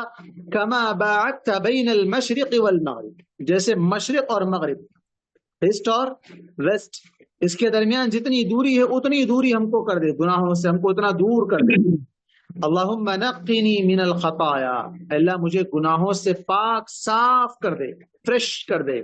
کما ینقی الثوب الابیض من الدنس، جیسے سفید کپڑے سے گندگی کو صاف کیا جاتا ہے. سفید کپڑے میں تھوڑا سا بھی دھبا لگ جائے، نظر آئے دھبا لگ گیا، چلو اس کو صاف کرو، فوراً اس کو صاف کرو، اس کو صاف کیا جاتا ہے. تو اس کو صاف ویسے کر دے. اللہم غسل خطایا، اللہ میرے گناہوں کو دھو دے. کیسے؟ بالماء والثلج والبرد، پانی سے، اولے، برف، آئس، اور اولوں سے، برف سے اور اولوں سے. اولے جو بارش میں اللہ تعالیٰ آسمان سے برساتا ہے اولے، اور جو ثلج کیا کہتے ہیں اس کو، جو گھر میں آئس بنایا جاتا ہے، اس سے دھو دے، اس سے پاک صاف کر دے، گناہوں سے بالکل پاک صاف کر دے. صحیح بخاری اور صحیح مسلم کی یہ روایت ہے. تو سب سے پہلی دعا، دیکھیے سورے الگ ہیں، دعائیں الگ ہیں جو نماز میں پڑھی جاتی ہے. سوروں میں ہر رکعت میں سورہ فاتحہ پڑھنا لازمی ہے، جس کے بغیر نماز نہیں ہوگی. اور ایک طریقہ، اس سے پہلے سوال بھی شاید آیا تھا، اس کے اندر رخصت کے حد تک یا افضلیت کی بات کے حد تک ہم نے کہا تھا، رکوع اگر کسی کو مل گیا تو رکعت مل گئی. یہ امت کے درمیان بڑا اختلافی مسئلہ چلا آ رہا ہے کہ اس کو سورہ فاتحہ نہیں ملا تو کیسے اس کو رکعت مل گئی. ایک صحابی کامل اللہ کے نبی صلی اللہ علیہ وسلم نے انہیں رکعت دہرانے کا حکم نہیں دیا، اس لیے اضطراری حالت میں، مجبوری کی صورت میں، ایسی کنڈیشن اگر آ جائے تو اسے اس رکعت کو کاؤنٹ کیا جا سکتا ہے. لیکن اگر افضلیت کی بات کریں تو سورہ فاتحہ پڑھنا افضل ہے، جس کے بغیر نماز نہیں ہوگی. اس کے علاوہ دوسری صورتیں ضم صورت ہے جو پہلی اور دوسری رکعت میں تو پڑھی جانا ہی ہے، لیکن بسا اوقات اللہ کے نبی صلی اللہ علیہ وسلم تیسری رکعت مغرب کی جیسے کہ، یا پھر عصر، ظہر اور عشاء وغیرہ میں تیسری اور چوتھی رکعت میں بھی کبھی کبھار کوئی ضم سورہ آہستہ سے پڑھ لیتے تھے اور کچھ الفاظ اس کے سنائی بھی دیتے تھے. جی، لیکن ضروری نہیں ہے. تو پہلی دعا اللہم باعد بینی و بین خطایا ہے، اسے سب یاد کر لیں، اچھی دعا ہے. جیسے کہ اس کا معنی بھی آپ کے سامنے بیان کیا گیا، تاکہ اس کے معنی کو یا اس کے معنی کی اہمیت کو جانتے ہوئے کہ اس کے اندر انسان کا اپنا فائدہ ہے. نماز پڑھ رہا ہے اللہ کی، لیکن پہلے سب سے پہلے کیا مانگ رہا ہے؟ اللہ میرے گناہ معاف کر. کیسے کیسے؟ مشرق کی ہوتی مغرب کی ہوتی دوری ڈال دے، پاک صاف کر دے، پانی سے، اولے سے، برف سے، ہاں ہر طریقے سے جو ہے میرے گناہوں سے مجھے صاف کر دے، شفاف کر دے. اسی کو اللہ کے نبی صلی اللہ علیہ وسلم نے کہا، ایک مثال دیتے ہوئے، بھلا بتاؤ اگر کسی کے گھر کے سامنے نہر جاری ہو اور وہ دن میں 5 مرتبہ اس نہر میں پانی نہا لے، غسل کر لے، تو کیا اس کے جسم پر کوئی میل کچیل باقی رہے گا؟ صحابہ نے کہا کہ نہیں. تو آپ صلی اللہ علیہ وسلم نے کہا بالکل اسی طرح اگر کوئی شخص دن میں 5 مرتبہ نماز پڑھتا ہے تو اس پر کوئی گناہ باقی نہیں رہے. نہر بہ رہی ہے. اب پہلے زمانے میں نہ بولیوں میں اتنا پانی تھا، نہ بورویل تھا، ہاں نہ گھر میں نل کا سسٹم تھا، تو نہر اس کے لیے بہت بڑی نعمت تھی. آج تو ہر گھر میں نہر، ایک معنی میں بٹن ڈالو نہر آن ہے کہ نہیں؟ ہر گھر میں نہر، پانی آ رہا، نہر کی طرح پانی آ رہا ہے اس کے پاس، بٹن ڈالتے ہی، موٹر آن کرتے ہی پانی آ رہا ہے، سب میں پانی بھرا ہوا ہے، ٹینک میں پانی بھرا ہوا ہے، نل ہر دن یا ایک دن آڑ ایک دن نل آتا ہی رہتا ہے. تو انسان پانی نہاتا ہے، غسل کرتا ہے تو پاک صاف ہوتا ہے. تو آپ صلی اللہ علیہ وسلم نے مثال دی کہ اسی طرح اگر انسان پابندی سے 5 مرتبہ نماز پڑھ لے تو اس کے گناہ معاف ہے، بالکل صاف. کیسے؟ سفید کپڑے پر لگے دھبا جس طرح دکھائی دے تو اس کو دھونے کی جس طرح فکر لگی رہتی ہے. نئے کپڑے پہنے، ارے دھبا آ گیا، فوراً اس کو صاف کرے. نئی گاڑی لی، تھوڑا سا اسکراچ آ گیا، تھوڑا سا دھبا لگ گیا، فوراً اس کو رگڑو، دھو، واش کراؤ. ہاں یہ سب کچھ کرتا ہے. تو اس لیے انسان ہمیشہ پاک صاف رہے، اور ساتھ ہی ساتھ اندر کے گناہوں کو صاف کرنے کے لیے انسان اللہ کی عبادت میں رہنے سے اس کے گناہ معاف ہوتے ہیں. دوسری دعا جس کا نماز میں خیال رکھنا ہے وہ رکوع کی دعا. رکوع کے اندر سبحان ربی العظیم، سبحان ربی العظیم 3 مرتبہ کم از کم پڑھنا ہے، زیادہ سے زیادہ جتنے بار چاہیں وہ پڑھ سکتے ہیں. سبوح قدوس رب الملائکۃ والروح، یہ بھی ایک دعا ہے، یہ بھی پڑھی جا سکتی ہے. لیکن بہت سے لوگ دعائیں اہتمام نہیں کرتے، نماز میں کہیں اور جو نا ان کی گاڑی چلتی رہتی ہے، دماغ میں اور چلتا رہتا ہے، وسواس الخناس جو دلوں میں وسوسے پیدا کرنے والا ہوتا ہے، وہ نماز میں پوری طرح حاوی ہو جاتا ہے، کیونکہ پوری طرح انسان نماز میں خاموش رہتا ہے، اب دل ہی چلتا ہے اس کا، اب وہ دل اگر اللہ کی عبادت کی طرف نہیں چلے تو شیطان دوسری طرف پھیر دیتا ہے۔ تو دعاؤں کا اہتمام کرنا چاہیے۔ اس کے بعد رکوع سے اٹھنے کے بعد کی دعا، سمی اللہ لمن حمیدہ، آپ رکوع سے اٹھ رہے ہیں، سمی اللہ لمن حمیدہ، ربنا لک الحمد ایک، ربنا ولک الحمد دو، ربنا ولک الحمد حمدا کثیرا طیبا مبارکا فیہ، تین طریقے ثابت، ربنا لک الحمد، یا ربنا ولک الحمد، یا ربنا لک الحمد حمدا کثیرا طیبا مبارکا فی، بہت زیادہ پاکیزہ تعریف اس کے اندر کی گئی اللہ تعالیٰ کے لیے کہ تمام قسم کی تعریف تیرے لیے، بہت زیادہ پاکیزہ اور بہت ہی بابرکت تعریف ہے تیرے لیے۔ تو یہ بھی ایک دعا ہے، اکثر لوگ اسے نہیں پڑھتے ہیں، یا بعض لوگ پڑھتے ہیں تو اس قدر چیخ چلا کر پڑھتے ہیں کہ مسجد کا چھت اڑ جائے، تو یہ بھی طریقہ غلط ہے، درمیانی انداز میں اسے پڑھنا چاہیے۔ اس کے بعد انسان سجدے میں جاتا ہے، سجدے کی دعا ہے سبحان ربی الاعلی، سبحان پاک ہے میرا رب جو کہ بہت بلند ہے، اعلی عظیم جو کہ بہت بڑا ہے، سبحان ربی العظیم رکوع میں، اور سبحان ربی الاعلی سجدے میں، 3 مرتبہ کم از کم ہے، اس کے زیادہ جتنے چاہے پڑھ سکتے ہیں۔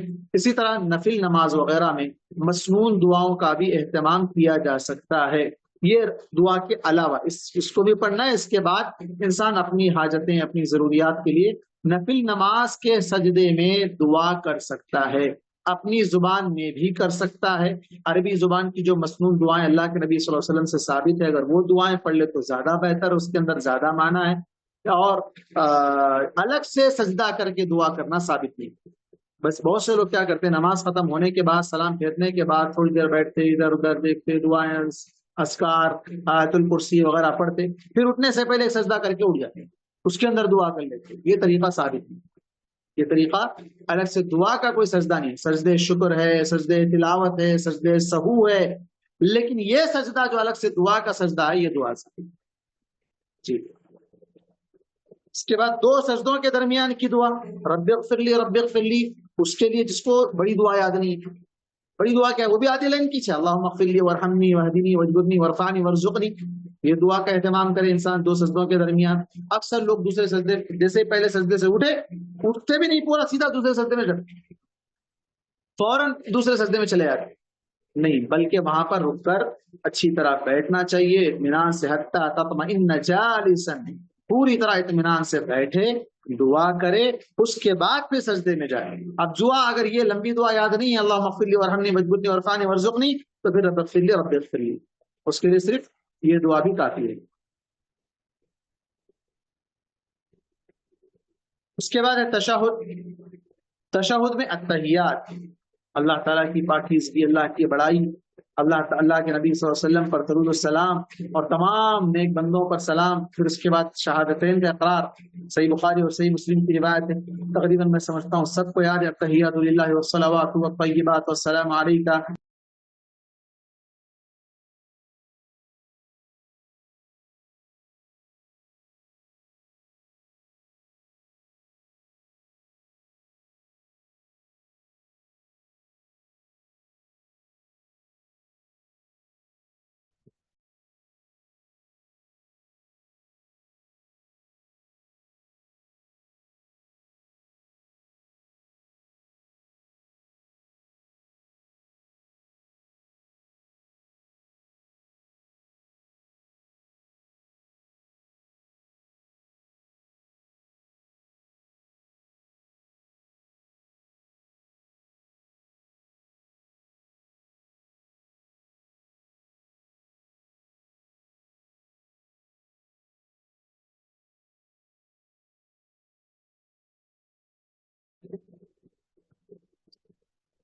السلام علیکم ورحمۃ اللہ وبرکاتہ۔ اچانک یہ ڈسکنیکٹ ہو گیا، پتہ نہیں باہر نکل گیا تھا، پھر سے میں جوائن ہوا، اور ہمارے منور بھائی شاید ہاسٹ بھی جو ہے نا اس سے نکل گیا، آپ ہیں ہاسٹ، میں اس لیے آپ کو پہلے ہی کو ہاسٹ بنا دیا تھا۔ تو اس کے اندر اتحیات میں انسان کیا پڑھتا ہے، اللہ ہی کے لیے میرے تمام قولی، فعلی اور مالی عبادتیں، ساری عبادتیں، جو ذکر کر رہا ہوں، جو مال خرچ کر رہا ہوں، جو بھی میں کر رہا ہوں، وہ سب کیا اللہ تیرے لیے۔ سلام ہو اللہ کے نبی محمد صلی اللہ علیہ وسلم پر اور اس کی رحمتوں اور برکتیں نازل ہو، اور سلام ہو ہم سب پر اور اللہ کے تمام نیک بندوں پر۔ اس میں اپنے آپ پر بھی سلامتی کی دعا اور تمام نیک بندوں پر بھی سلامتی کی دعا۔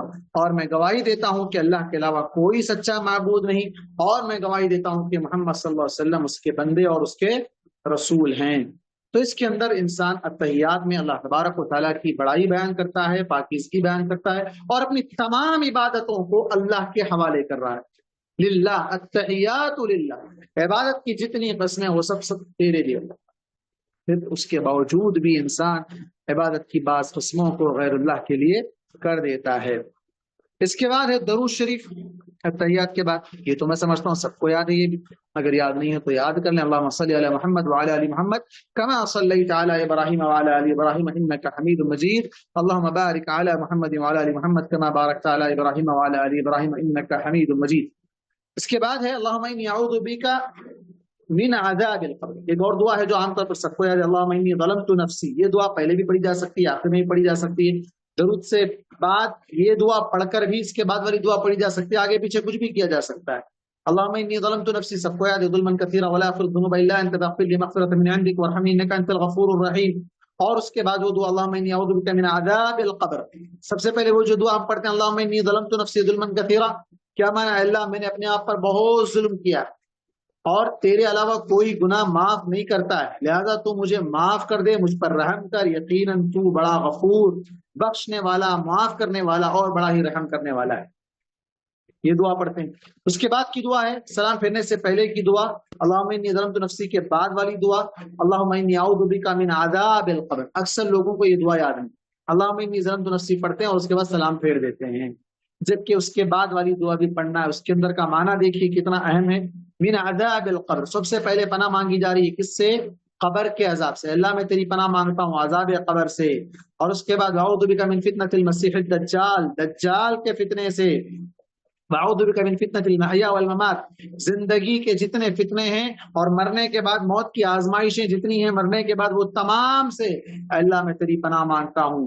اللہم انی اعوذ بک من المأثم والمغرم، اے اللہ اسی طرح ہر قسم کے گناہ سے اور ہر قسم کے قرض تلے بوجھوں سے اللہ میں اس سے تیری پناہ مانگتا ہوں۔ تو یہ کتنی پیاری دعا ہے، اسے ہر نماز میں پڑھنا چاہیے۔ اور بالخصوص اس میں جو خاص ذکر ہے دجال کا فتنہ سے، آج اسے پڑھنے کی بہت سخت ضرورت ہے۔ آج وقت بڑی تیزی سے گزرتا جا رہا ہے، سال مہینے کے برابر ہو گیا ہے، مہینہ ایک ہفتے کے برابر ہو گیا ہے، ہفتہ ایک دن کے برابر ہو گیا ہے، تیزی سے وقت گزرتا جا رہا ہے۔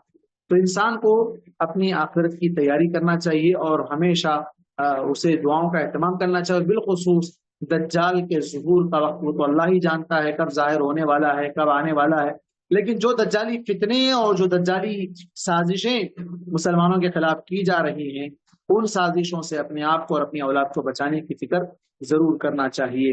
اس کے بعد انسان جو ہے نا مسلمان سلام پھیر دیتا ہے، یہ سلام تک کی دعائیں ہیں۔ اس کے بعد سلام کے بعد کی دعائیں انشاءاللہ ہم بعد میں پڑھیں گے۔ اس میں کسی کا کوئی سوال ہو تو وہ سوال کریں۔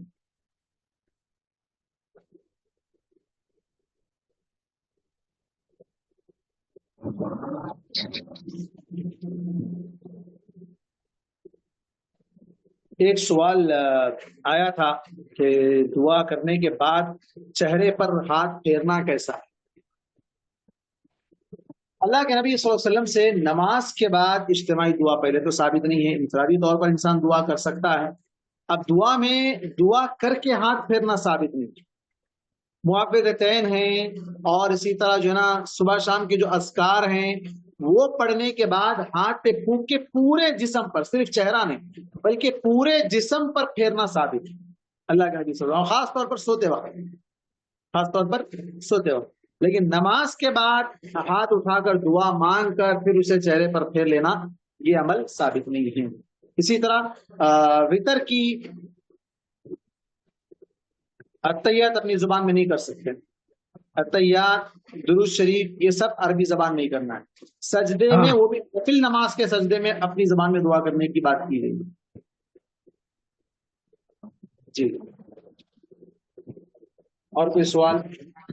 مولانا ایک سوال ہے جی یہ مولانا سے ایک سنا تھا میں کہ جب درود پڑھنے کے بعد دعا کر لینے کے بعد میں اور کچھ اگر امام صاحب اگر تھوڑا دیر کر دیے سلام پھیرنے میں، تھوڑا ٹائم اور زیادہ مل گیا تو اس میں بھی اور کچھ بھی دعائیں کر سکتے کیا ہاں بول کے بالکل بول رہے بالکل تھے؟ کر سکتے ہیں، اور دعائیں کر سکتے ہیں، جو دعائیں آپ کو یاد ہیں معصور دعائیں وہ سب پڑھ سکتے اچھا، ہیں، سب پڑھ اور سکتے ایک سوال ہے مولانا کہ قرآن کی اگر تلاوت کر رہے جیسا کہ نماز میں سورہ فاتحہ کے بعد کوئی ایسی دعائیں سورت پڑھے جیسا کہ سورہ بقرہ کی آخری آیتیں پڑھے کچھ پڑھے تو اس کے بعد آمین بولنا ہے کیا مولانا؟ ہیں۔ آمین؟ آمین، ہاں، جیسا کہ دعائیں پڑھے آخر میں مطلب قرات نہیں کرے نہیں امام نہیں صاحب. نہیں، سورہ بقرہ کی آخری آیتیں پڑھنے کے بعد آمین کہنا کہہ رہے ہیں آپ؟ نہیں، نہیں وہی دعا بول کے نہیں، کوئی بھی دوسرے اگر دعائیں بھی اگر آئے قرآن کے نماز میں تو تو آمین کہنے کا نہیں، نہیں ہے.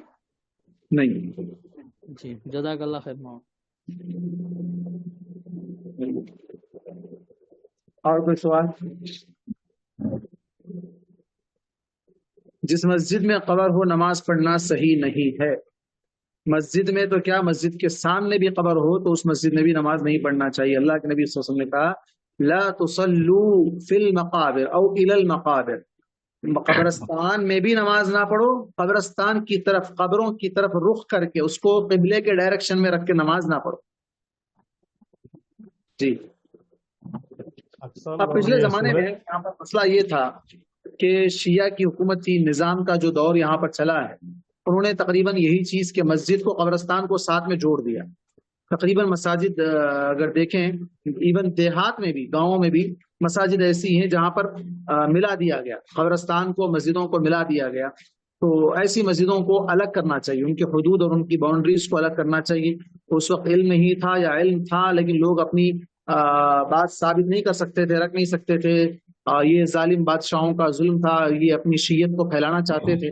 جیسے کہ مثال کے طور پر حیدرآباد میں کئی ایک مسجد ہے، میں کسی مسجد کا نام نہیں لوں گا چونکہ آن ریکارڈ ہے، یہ ویڈیو ریکارڈ ہو رہا ہے، پھر بعد میں لوگ اعتراض کریں گے۔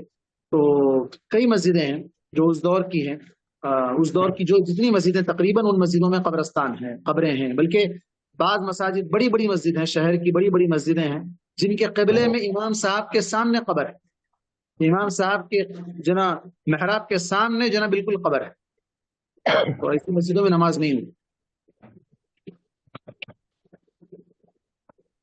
مولانا ایک جی اور ایک سوال تھا، تھوڑا زور سے۔ ایک اور ایک سوال ہے مولانا، جی جیسا امام صاحب تھوڑے جگہوں پر مطلب اپن سجدے میں گئے تھے مولانا، امام صاحب اٹھ جاتے، اپن اٹھے تک پھر مولانا امام صاحب چلے جاتے سجدے میں، اپنے کو بہت کم ٹائم ملتا دو سجدوں کے درمیان میں، اپن وہ ٹائم پہ تھوڑا آگے پیچھے ہو جاتے نا مولانا، اللہ اکبر انہوں جیسا ہی بولے، ہم جب اٹھ کے بیٹھنے میں رہتے انہوں چل جاتے، اپنے کو پڑھنے کا وقفہ نہیں ملتا، تو ایسے ٹائم پہ اپن پیچھے ہو جاتے تھوڑا، سلام اب کو آپ ذرا دیری ہو نہیں گئی، نہیں، میٹرو سلام پھیرنے میں میٹرو اگر ٹرین، دیری ہو گئی تو سلام دیر سے پھیر سکتے کیا؟ ایک جنے میرے کو بول رہے تھے کہ ایسا امام صاحب پھیر دیے تو پھیر دینا بول کے. نہیں دعائیں پوری پڑھ کے پھیر سکتے، کوئی حرج نہیں ہے، لیکن میٹرو ٹرین کے لیے میٹرو اسٹیشن جائیں گے آپ تو میٹرو ٹرین ہی ملے گی وہاں پہ، MMTS تو نہیں وہ ملے گی آپ مجبوراً پڑھ دینا مولانا، کہیں پہ اتفاق اگر ہو گیا تو نماز میں ایسا ہو جاتا نا، کہیں بھی نماز چھوٹ نہ بول کے اگر چلے گئے اتفاق سے، اگر ویسے اللہ پڑھانے والے ہدایت مل گئے نماز تو اللہ پھر ہدایت۔ مشکل. جی جی، جتنی لمبی دعا کرتے ہیں نا اتنی لمبی نماز نہیں پڑھتے وہ لوگ، نماز کے بعد لمبی سی دعا کرا دیتے لیکن دعا اتنی مولانا لمبی نہیں۔ تیسری رکعت چوتھی رکعت میں صرف سورہ فاتحہ پڑھتے ہیں، ظہر یا عصر میں رہو، وہ رکعتیں اتنی لمبی رہ رہی، وہی مسجد میں مثال دیا دیکھا سو میں تھا وہ مسجد میں اس کے مقابلے میں عطیات چھوٹی تھی، مطلب تشہد چھوٹا تھا ان کے پاس. کیا کر سکتے اور ہیں ایک اس وقت صاحب میرے بازو شاید والے میرے کو سلام پھیرنے کے بعد بول رہے امام صاحب پھیرنے کے بعد پھیر دینا تھا، اب اطمینان سے کیوں ہے کہتے، میں بولا امام صاحب ذرا زیادہ تیز پڑھا رہے تھے آج، یہاں پہ سمجھ میں نہیں آیا میرے کو، بولا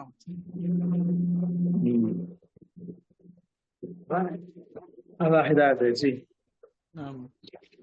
شیخ، اور ایک اکثر جو ہے نا یہ سورہ بقرہ کی جو آیتیں پڑھتے آخر کے نماز میں، تو پیچھے سے میں مصلیوں کی آواز سننے میں آتی کہ آمین بول. نہیں بولنا، اچھا یہی کرا جزاک تھا اللہ. سوال میں بھی. भाई वो फिर सूर्य दुआएं कर फातिहा ली के है बाद ना। आमीन बोलते ना। अब सूर्य फातिहा के बाद तो बोलने का हुक्म है ना, सूर्य फातिहा के बाद आमीन बोलना अलग है, बल्कि वहां पर तो हुक्म दिया गया जब इमाम आमीन कहे तो तुम भी आमीन कहो, और जब तुम्हारी आमीन फरिश्तों की आमीन से मिल जाए तो तुम्हारी दुआ कबूल हो जाएगी, नमाज कबूल हो जाएगी। सूर्य फातिहा के बाद आमीन तो कहना, ये तो सबसे बड़ा मसला उम्मत के दरमियान है, आमीन जोर से बोलना, हल्लू बोलना, बोलना नहीं बोलना, ये बड़ा मसला है। जबकि आप सल्लल्लाहु अलैहि वसल्लम की सही बुखारी की रिवायत है, इमाम के साथ तुम भी आमीन कहोगे जी, तो वो आमीन अलग है। हाँ, ये जो दुआएं कुरान मजीद में कई आई है, अल्लाह के नबी सल्लल्लाहु अलैहि वसल्लम क्या करते थे, आहिस्ता से, जैसे जन्नत का जिक्र आता, जन्नत की नेमतों का जिक्र आता, तो अल्लाह ताला से जन्नत का सवाल कर लेते, और अगर जहन्नम या अजाब कब्र या इस तरह के जो है ना जहन्नम के हौलनाक मनाजिर का या आखिरत के मनाजिर का तस्करा आता तो अल्लाह के नबी सल्लल्लाहु अलैहि वसल्लम उससे पनाह मांगते। जी मौलाना, आप बोले थे खबरस्तान और मस्जिद दो साथ में रहे तो नमाज नहीं पढ़ना बोल के, फिर अब जो अपन मक्का मदीना को चले गए तो रियाजतुल जन्ना में वो अपने नबी का खबर वो मस्जिद में रहे थे ना, वो कैसा अच्छा फिर? सवाल, अच्छा सवाल है, वेरी गुड, शाबाश। अल्लाह के नबी सल्लल्लाहु अलैहि वसल्लम का वो घर था, कब्रस्तान नहीं था। अल्लाह के नबी, बल्कि जितने भी, सुनिए पूरी बात सुनिए, नबियों के लिए ये सुन्नत है, अल्लाह तबारक व तआला ने ये हुक्म दिया है कि जिस नबी का जिस जगह पे इंतकाल हो उसे उसी जगह पर दफन कर दिया जाए। जिस जगह पर भी जहां इंतकाल हो उनको वहां से दूसरी जगह शिफ्ट नहीं करना है।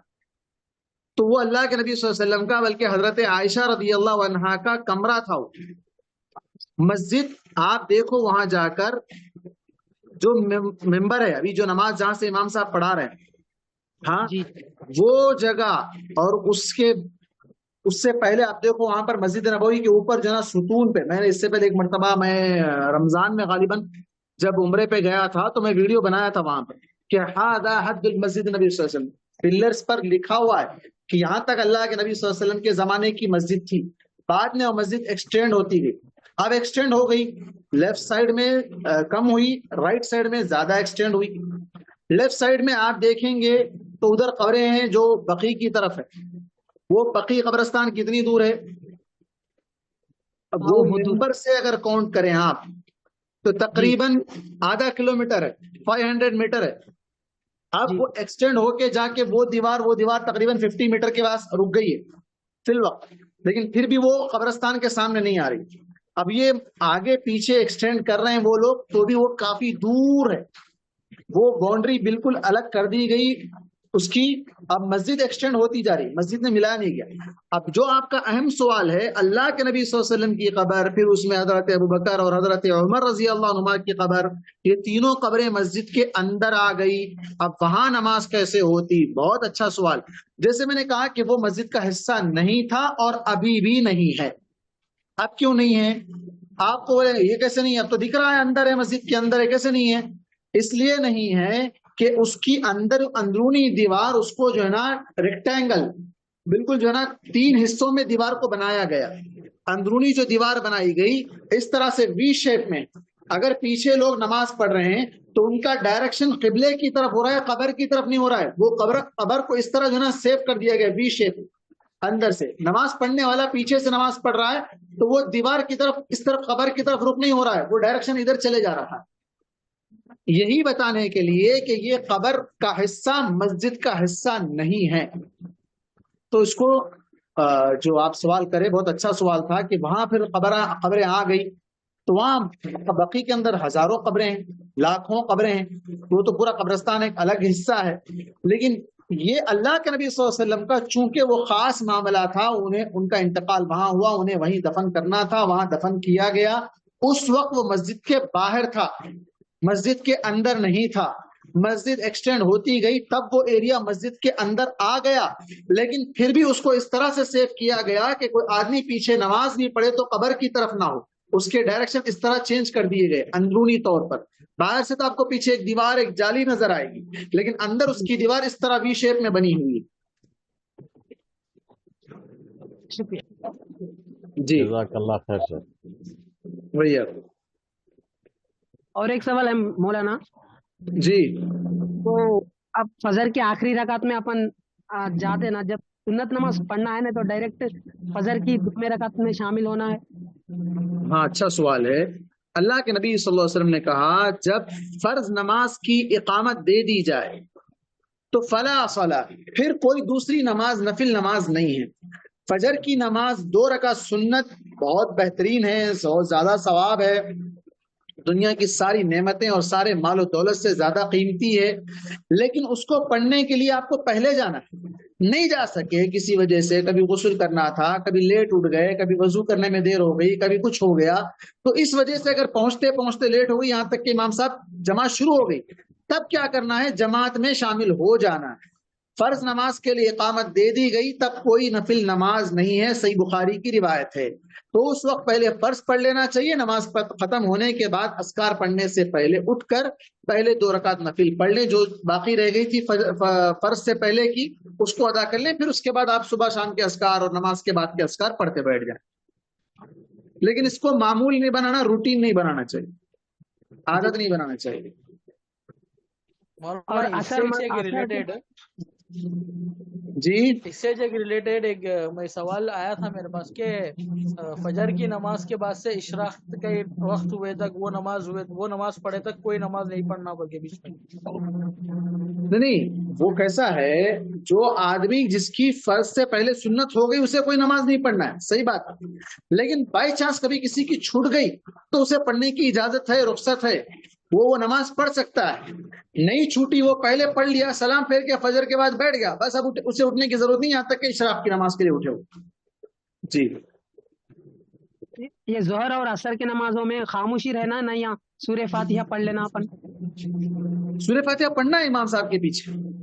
अच्छा, हाँ, बाद में जमसूरा नहीं पढ़ना चाहिए, खाली सूर्य फातिहा ही पढ़ना है? जम सूरा पहली दूसरी रकात में पढ़ना चाहिए, तीसरी चौथी रकात में नहीं पढ़ना चाहिए। पढ़ना चाहे तो पढ़े, ना पढ़े कोई हरज नहीं। अच्छा जी, शुक्रिया। इमाम साहब के साथ जब पढ़ रहे हैं फजर, मगरिब और इशा, तो उसमें जम सूरा सुनना है, वो जोर से पढ़ेंगे, आपको सुनना है। लेकिन जोहर और असर में इमाम साहब के साथ आपको भी पढ़ना है। ठीक है, ठीक। ये अस्सलाम वालेकुम, ये मसले से हटके है थोड़ा सवाल। जी, मैं सुनी थी एक बकरे पे हकीका होता, अगर बकरा एक बकरे पे हकीका दे दिए तो क्या फिर से दोहराना पड़ेगा बच्चों को? प्लीज रिपीट, मुझे सुनाई नहीं दिया थोड़ा। मैं सुनी थी कि एक बकरे पे हकीका हो सकता, तो अगर बच्चों का बकरा नाइल्मी की वजह से एक बकरे पे हकीका कर दिए तो फिर दोहराना पड़ेगा क्या? नहीं, बच्ची का एक, बच्ची के लिए एक बकरा, बच्चे के लिए 2 बकरे। मर्द बच्चे के लिए पूछ, हाँ, मर्द बच्चे के लिए, हाँ, मर्द बच्चे के लिए 2 बकरे चाहिए हकीके में। बच्ची है तो 1 बकरा। नहीं, अगर हैसियत के हिसाब से एक बकरे पे हैसियत जब दिया अल्लाह ताला जब ही करो। अफजल है 7वें दिन करना, अगर इस्तिताअत है। अगर इस्तिताअत नहीं है, हैसियत नहीं है, तो एक दे के एक किस्तों में, इंस्टॉलमेंट में देना नहीं। आज एक दे दिए, चलो 7वें दिन आप फिल वक्त एक कर देंगे, अब कर दिए, फिर बाद में जब अल्लाह ताला दे जब एक करे, ऐसा नहीं। आपको जब दिया अल्लाह ताला जब करो। 7 दिन का काउंट मल्टीपल करने की भी जरूरत नहीं। बहुत लोग क्या करते हैं, पैदा होने के बाद से लेके 7वां दिन फिर कब आ रहा वो काउंट करते हैं, वो भी करने की जरूरत नहीं। जब अल्लाह ताला इस्तिताअत दिया, लेकिन जब भी दिया फौरन कर लेना चाहिए, इसलिए कि आप सल्लल्लाहु अलैहि वसल्लम ने कहा कि बच्चा उस वक्त तक गिरवी होता है, रहन पर रखे जैसा रहता है, तो उसको फौरन जो ना वो, ताकि हर तरह के जो ना मुसीबतों से, बलाओं वगैरह से बच जाए और उसके ऊपर से वो कर्ज अदा हो जाए, उसको जो ना और अकीका कर देना चाहिए। अब एक अच्छा सवाल ये भी है, बहुत से लोग क्या करते हैं, बड़े जानवर में हिस्सा मिलते हैं अकीके के नाम पर, और उसको समझते हैं कि एक हिस्सा एक बकरे के बराबर। नहीं, बकरा ही अकीके में ज़बह करना है, हिस्सा नहीं है। हिस्सा सिर्फ कुर्बानी में है, या फिर हज के फिर उसके अंदर है, हदी के अंदर है। हज में जाना जानवर ज़बह करना है, वहां हदी के तौर पर हिस्सा लिया जा सकता है, लेकिन इसमें हिस्सा नहीं है। इसमें सिर्फ जानवर ही ज़बह करना है, बकरा ही ज़बह करना है। और वो बकरे की उम्र भी उसी तरह होनी चाहिए जिस तरह कुर्बानी के लिए बकरा देखा जाता है। 2 दांता हो, उसका सींग टूटा हुआ ना हो, कान कटा हुआ ना हो, पैर टूटा हुआ ना हो, वो अंधा ना हो, दुबला लागर कमजोर ना हो, اچھا بھاری بھرکم ہو، ایسا جو ہے نا بکرا ہونا چاہیے. بالکل چھوٹا بچہ کاٹ دیے تو وہ عقیقہ نہیں ہوگا. جس طرح قربانی نہیں ہوگی اسی طرح اس بکرے کا عقیقہ بھی، اس بکرے کے ذریعے سے عقیقہ بھی نہیں ہوگا. اکثر لوگ شیخ یہ شادیوں کے ٹائم پہ کچھ رسم پہ ایسا سا بکرا کاٹ کے عقیقہ کر کے وہ کرتے بولتے. تقریباً میں ایسا سنا میں جس کا عقیقہ نہیں ہوا رہتا، آج کل جو شادیاں ہو رہے ہیں ارے ان کا عقیقہ نہیں ہوا، ان کا بکرا کاٹ کے ان کی دعوت کریں گے. وہ ایک کام میں دو کام. شارٹ کٹ، جی شارٹ کٹ ہے بولا، جی ایک کام میں جی دو کام نکل سکتے ہیں.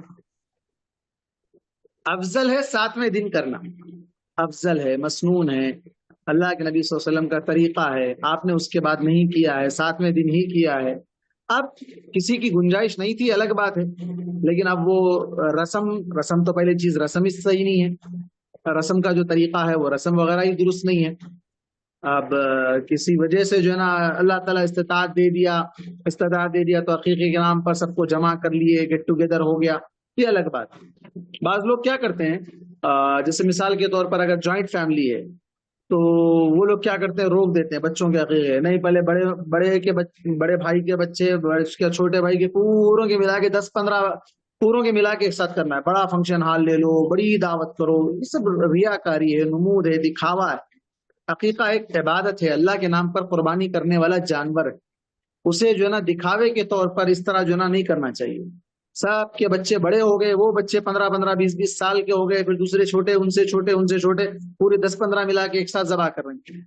تو یہ جو ہے نا درست نہیں، ایسا طریقہ نہیں ہے. اجتماعی طور پر جیسا اجتماعی قربانی کا نظم ہوتا ہے اس طرح جو ہے نا اجتماعی عقیقہ جو ہے نا آج کل شروع ہو گیا. تو یہ نہیں ہو، جب جو پیدا ہو اس کو اسی وقت کر دو. اگر اسی حالت میں مر گیا تو بچے کا انتقال ہو گیا، بیمار ہو گیا، اللہ نہ کرے ایکسیڈنٹ ہو گیا، کچھ ہو گیا، تب کتنے بچوں کا روک کر رکھیں گے. بلکہ بعض گھرانوں میں تو ایسا ظلم بھی ہے، مرد بچوں کی ختنہ نہیں کراتے ہیں، پوروں کی ایک ساتھ کرانا ہے بعد میں، وہ بھی اس کے لیے فنکشن ہونا، اس کے لیے دعوت ہونا. نعوذ باللہ، کیا تماشا بنا رکھا ہے. آج کل سہولت آ گئی ہے، 7ویں دن کر دو، وہ بھی کام ختم، عقیقہ بھی ہو جا رہا، ختنہ بھی ہو جا رہی، بچے کو تکلیف بھی نہیں ہو رہی، بڑے آرام سے سارے معاملات ختم ہو جا رہے ہیں. آسان کام کو مشکل بنا رہے ہیں لوگ، دکھاوے کے نام پر، ریاکاری کے نام پر. اگر کسی کے پاس استطاعت ہی نہیں ہے شیخ تو کیا کرنا چاہیے عقیقے کے لیے؟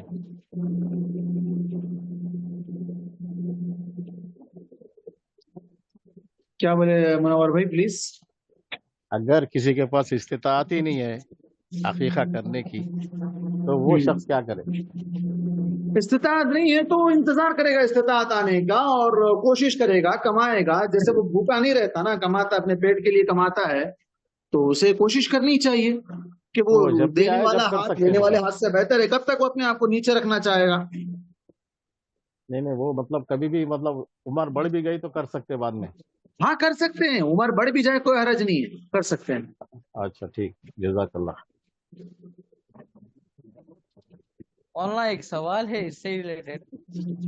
جی یہاں پر 1 منٹ، یہاں پر کوئی حنیف صاحب سوال لکھ کے ڈالے، مجھے نہیں سمجھ میں نہیں. حنیف، ہاں نہیں تو وہ اپن نبی کے زیارت کا کرنے نیت کر کے جاتے نا اپن، مطلب ریاضت الجنہ پہ اپن نبی کی زیارت کرنے جا رہے نا، تو تبھی میرے کو عصر کا ٹائم ہو گیا، تو تبھی وہ ٹائم پہ میں وہی مسجد نبوی میں نماز پڑھا تھا بول کے ڈالا تھا. اچھا. دیکھیے ریاض الجنہ الگ ہے، نبی کی زیارت الگ ہے، دو چیزوں کو آپ ملا دیں. ریاض الجنہ وہ ایریے کا نام ہے جو اللہ کے نبی کے گھر سے، حضرت عائشہ کے گھر سے لے کر ممبر تک کا ایریا ہے، جہاں پر ممبر ہے وہ اس کے بیچ کا حصہ ریاض الجنہ ہے. وہاں جب بھی گزرو تو نماز، دعا، قرآن کی تلاوت کر لو. یہ اب جو قبر ہے وہ سامنے، اس طرف سے جانا نبی کی زیارت، وہاں جا کر درود شریف پڑھنا ہے، وہ الگ ہے، یہ الگ ہے، وہ الگ. جی اب آپ کا سوال یہ ہو سکتا ہے عصر کے بعد کوئی نماز نہیں ہے تو اس ٹائم پر اگر مجھے موقع ملا تو میں کیا کروں؟ شاید یہ سوال ہے آپ کا. نہیں. اچھا چلیے ٹھیک.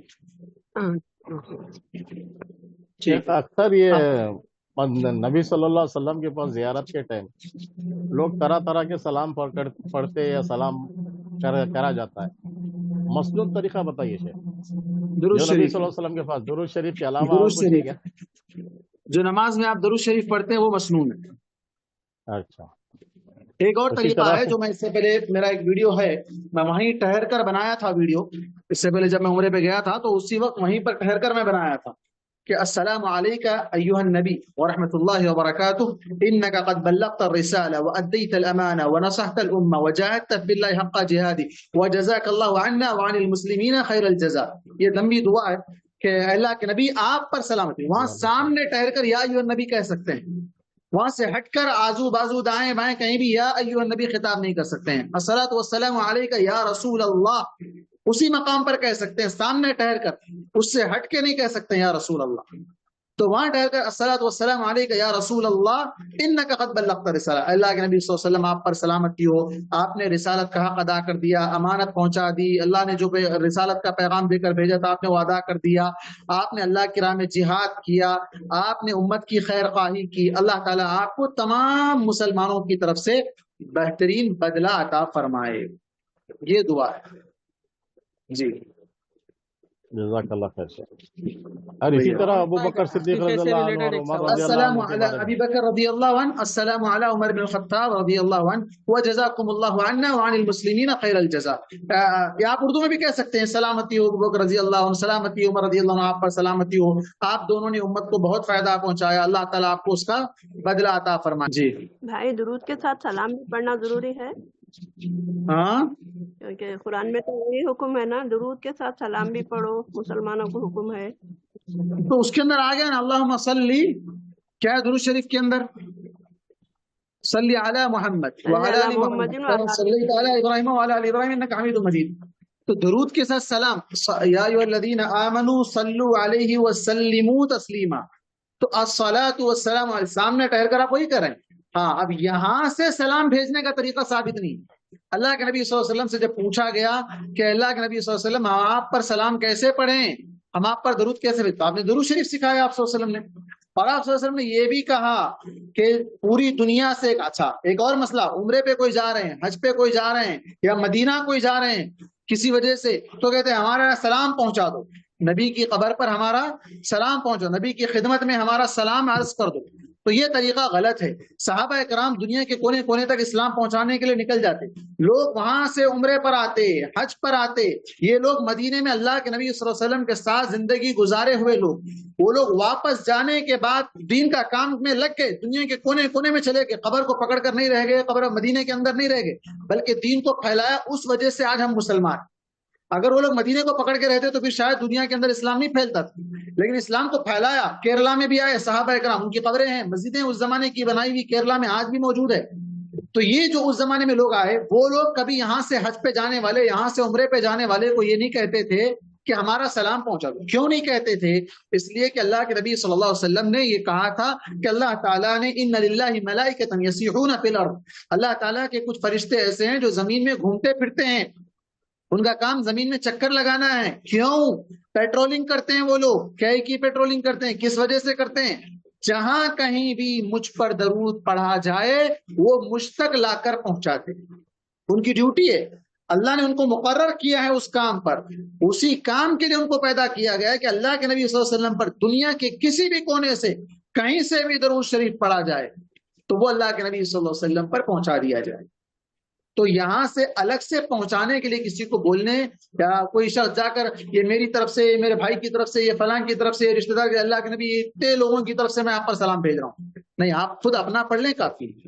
अकीक़े से रिलेटेड एक सवाल था आपके जी, अकीक़े के बारे में। अभी जैसा बोले ये मालूम है कि सुन्नत है, करना है, लेकिन उसका कुछ और भी है क्या, मतलब करना क्यों करना है, क्या है? सुन्नत है, बस वही अल्लाह के नबी सल्लल्लाहु अलैहि वसल्लम ने करने को हुक्म दिया है, किया है आप सल्लल्लाहु अलैहि वसल्लम ने, इसलिए करना है। करने का हुक्म दिया है, किया है, इसलिए करना है। जी भाई ये दज्जाली फितने से तो हर नबी ने पनाह मांगी थी, तो ये तो क़यामत के सामने ज़हूर होगा दज्जाल का। میں نے یہ نہیں کہا کہ دجال ظاہر ہو گیا، میں نے کہا کہ دجال سے بچنے کے لیے ہر نبی نے دعا سکھائی، اللہ کے نبی صلی اللہ علیہ وسلم نے بھی ہم کو دعا سکھائی ہے، ہمیں اس دعا کا اہتمام اس زمانے میں خاص طور پر کرنا چاہیے، جبکہ اللہ کے نبی صلی اللہ علیہ وسلم کی بعثت خود قرب قیامت کی علامت ہے۔ آپ صلی اللہ علیہ وسلم نے کہا بعثت انا والساعۃ کہاتین، میں اور قیامت اس طرح آئے ہیں، میرے یہ آنے کے بعد قیامت کے لیے ان دو انگلیوں کے درمیان جتنا گیپ ہے اتنا ہی گیپ ہے۔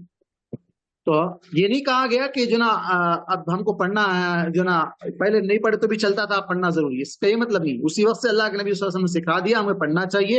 ہاں میں نے یہ کہا کہ دجالی فتنے، دجالی سازشیں، دجالی ہتھ کنڈے بہت زیادہ بڑھ گئے ہیں مسلمانوں کو مرتد بنانے کے لیے، اور ایسی کئی تنظیمیں، ایسے کئی جو نا سازشیں ہو رہی ہیں مسلمانوں کے خلاف، جہاں مسلمان نہ رہیں یہ کوششیں ہو رہی ہیں، تو ان سے بچنے کے لیے ہمیں اللہ تبارک و تعالیٰ کی پناہ مانگنا چاہیے، چاہے وہ دجال ہو، دجالی قسم کے جو نا وہ، کیونکہ یہ لوگ دجال کی پوجا کرنے والے ہیں، یہ لوگ دجال کو مانتے ہیں، دجال کے لیے سب کچھ تیاریاں کر رہے ہیں، وہ اپنی جگہ پر ہے، اللہ تعالیٰ اسے جب بھیجنا ہے جب بھیجے گا، اور اللہ تعالیٰ اسے ہر قسم کے، ہم تمام کو اس کے ہر قسم کے شر سے اللہ محفوظ رکھے۔ موت ہم سے کتنی دور ہے، کیا سوال تھا یہ؟ موت ہم سے کتنی دور ہے، اس کی فکر زیادہ ضروری ہے۔ جی ہاں منور بھائی، آج اسی میں سوالات میں ٹائم بہت زیادہ چلا گیا۔ چلنے دیجیے شیخ، یہ بھی ایک اچھا ہے نا، یہ بھی سب کچھ علم میں اضافہ ہو رہا تھا، یہ بھی بہتر ہے الحمدللہ۔ اور کوئی سوال ہو تو کر لیں ایک آدھ سوال، کیونکہ وقت ہو گیا، اب ایک سبجیکٹ پڑھنے کا وقت تو نہیں ہے، آداب زندگی انشاءاللہ آئندہ درس میں پڑھیں گے۔ گزشتہ اتوار آپ کی طبیعت خراب تھی نا مولانا، تو آپ نہیں آئے، تو سب کے پاس سوال تیار کر لے کے بیٹھے تھے سب لوگ۔ اچھا سب ملا لیا۔ جی ہاں، جزاک اللہ، ٹھیک، بارک اللہ۔ بھائی یہ موضوع سے ہٹ کے ایک سوال ہے، بی بی خدیجہ کے 2 نکاح پہلے ہوئے تھے، تو ان کے اولاد کا کوئی ذکر نہیں آتا، وہ لوگ مسلمان ہوئے یا نہیں ہوئے؟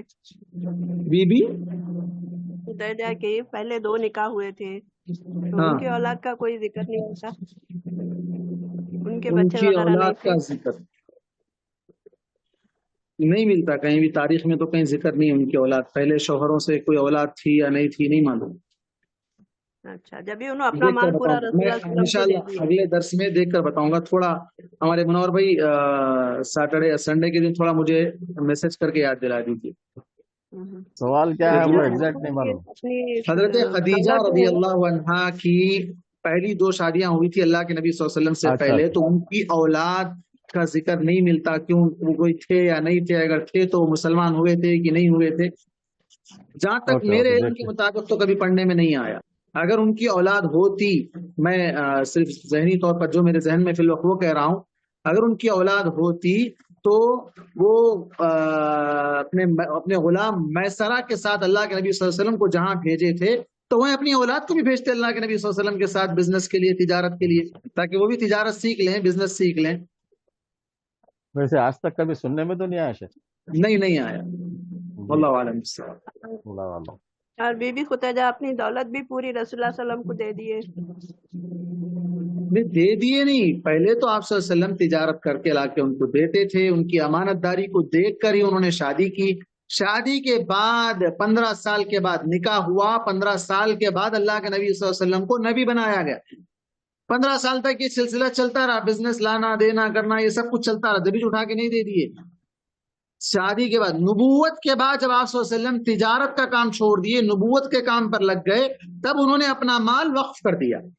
اب آپ نبوت کے کام پر لگ گئے، رسالت کے کام پر لگ گئے، تجارت نہیں کر سکتے تھے، یہ دین کو پہنچانے کے کام پر جب آپ لگ گئے، تب آپ صلی اللہ علیہ وسلم کے لیے انہوں نے اپنا مال خرچ کرنا شروع کیا۔ اس سے پہلے بھی کرتے تھے ہوں گے، واللہ عالم، ساری تفصیلات کا تو ذکر نہیں ملتا، لیکن آپ صلی اللہ علیہ وسلم ایک بحیثیت اچھے امانت دار تاجر ہونے کی وجہ سے ہی انہوں نے ان سے نکاح کا رشتہ بھیجا تھا، اگرچہ کہ عمر میں 15 سال کا ڈفرنس تھا۔ جزاک اللہ خیرن۔ وَإِيَّاكُمْ سُبْحَانَكَ اللَّهُمَّ وَبِحَمْدِكَ أَشْهَدُ أَن لَّا إِلَٰهَ إِلَّا أَنتَ أَسْتَغْفِرُكَ وَأَتُوبُ إِلَيْكَ۔ دعا میں یاد رکھیں۔ السلام علیکم ورحمۃ اللہ وبرکاتہ۔ وعلیکم السلام ورحمۃ اللہ وبرکاتہ۔ جزاک اللہ خیر، سبحانک اللہ۔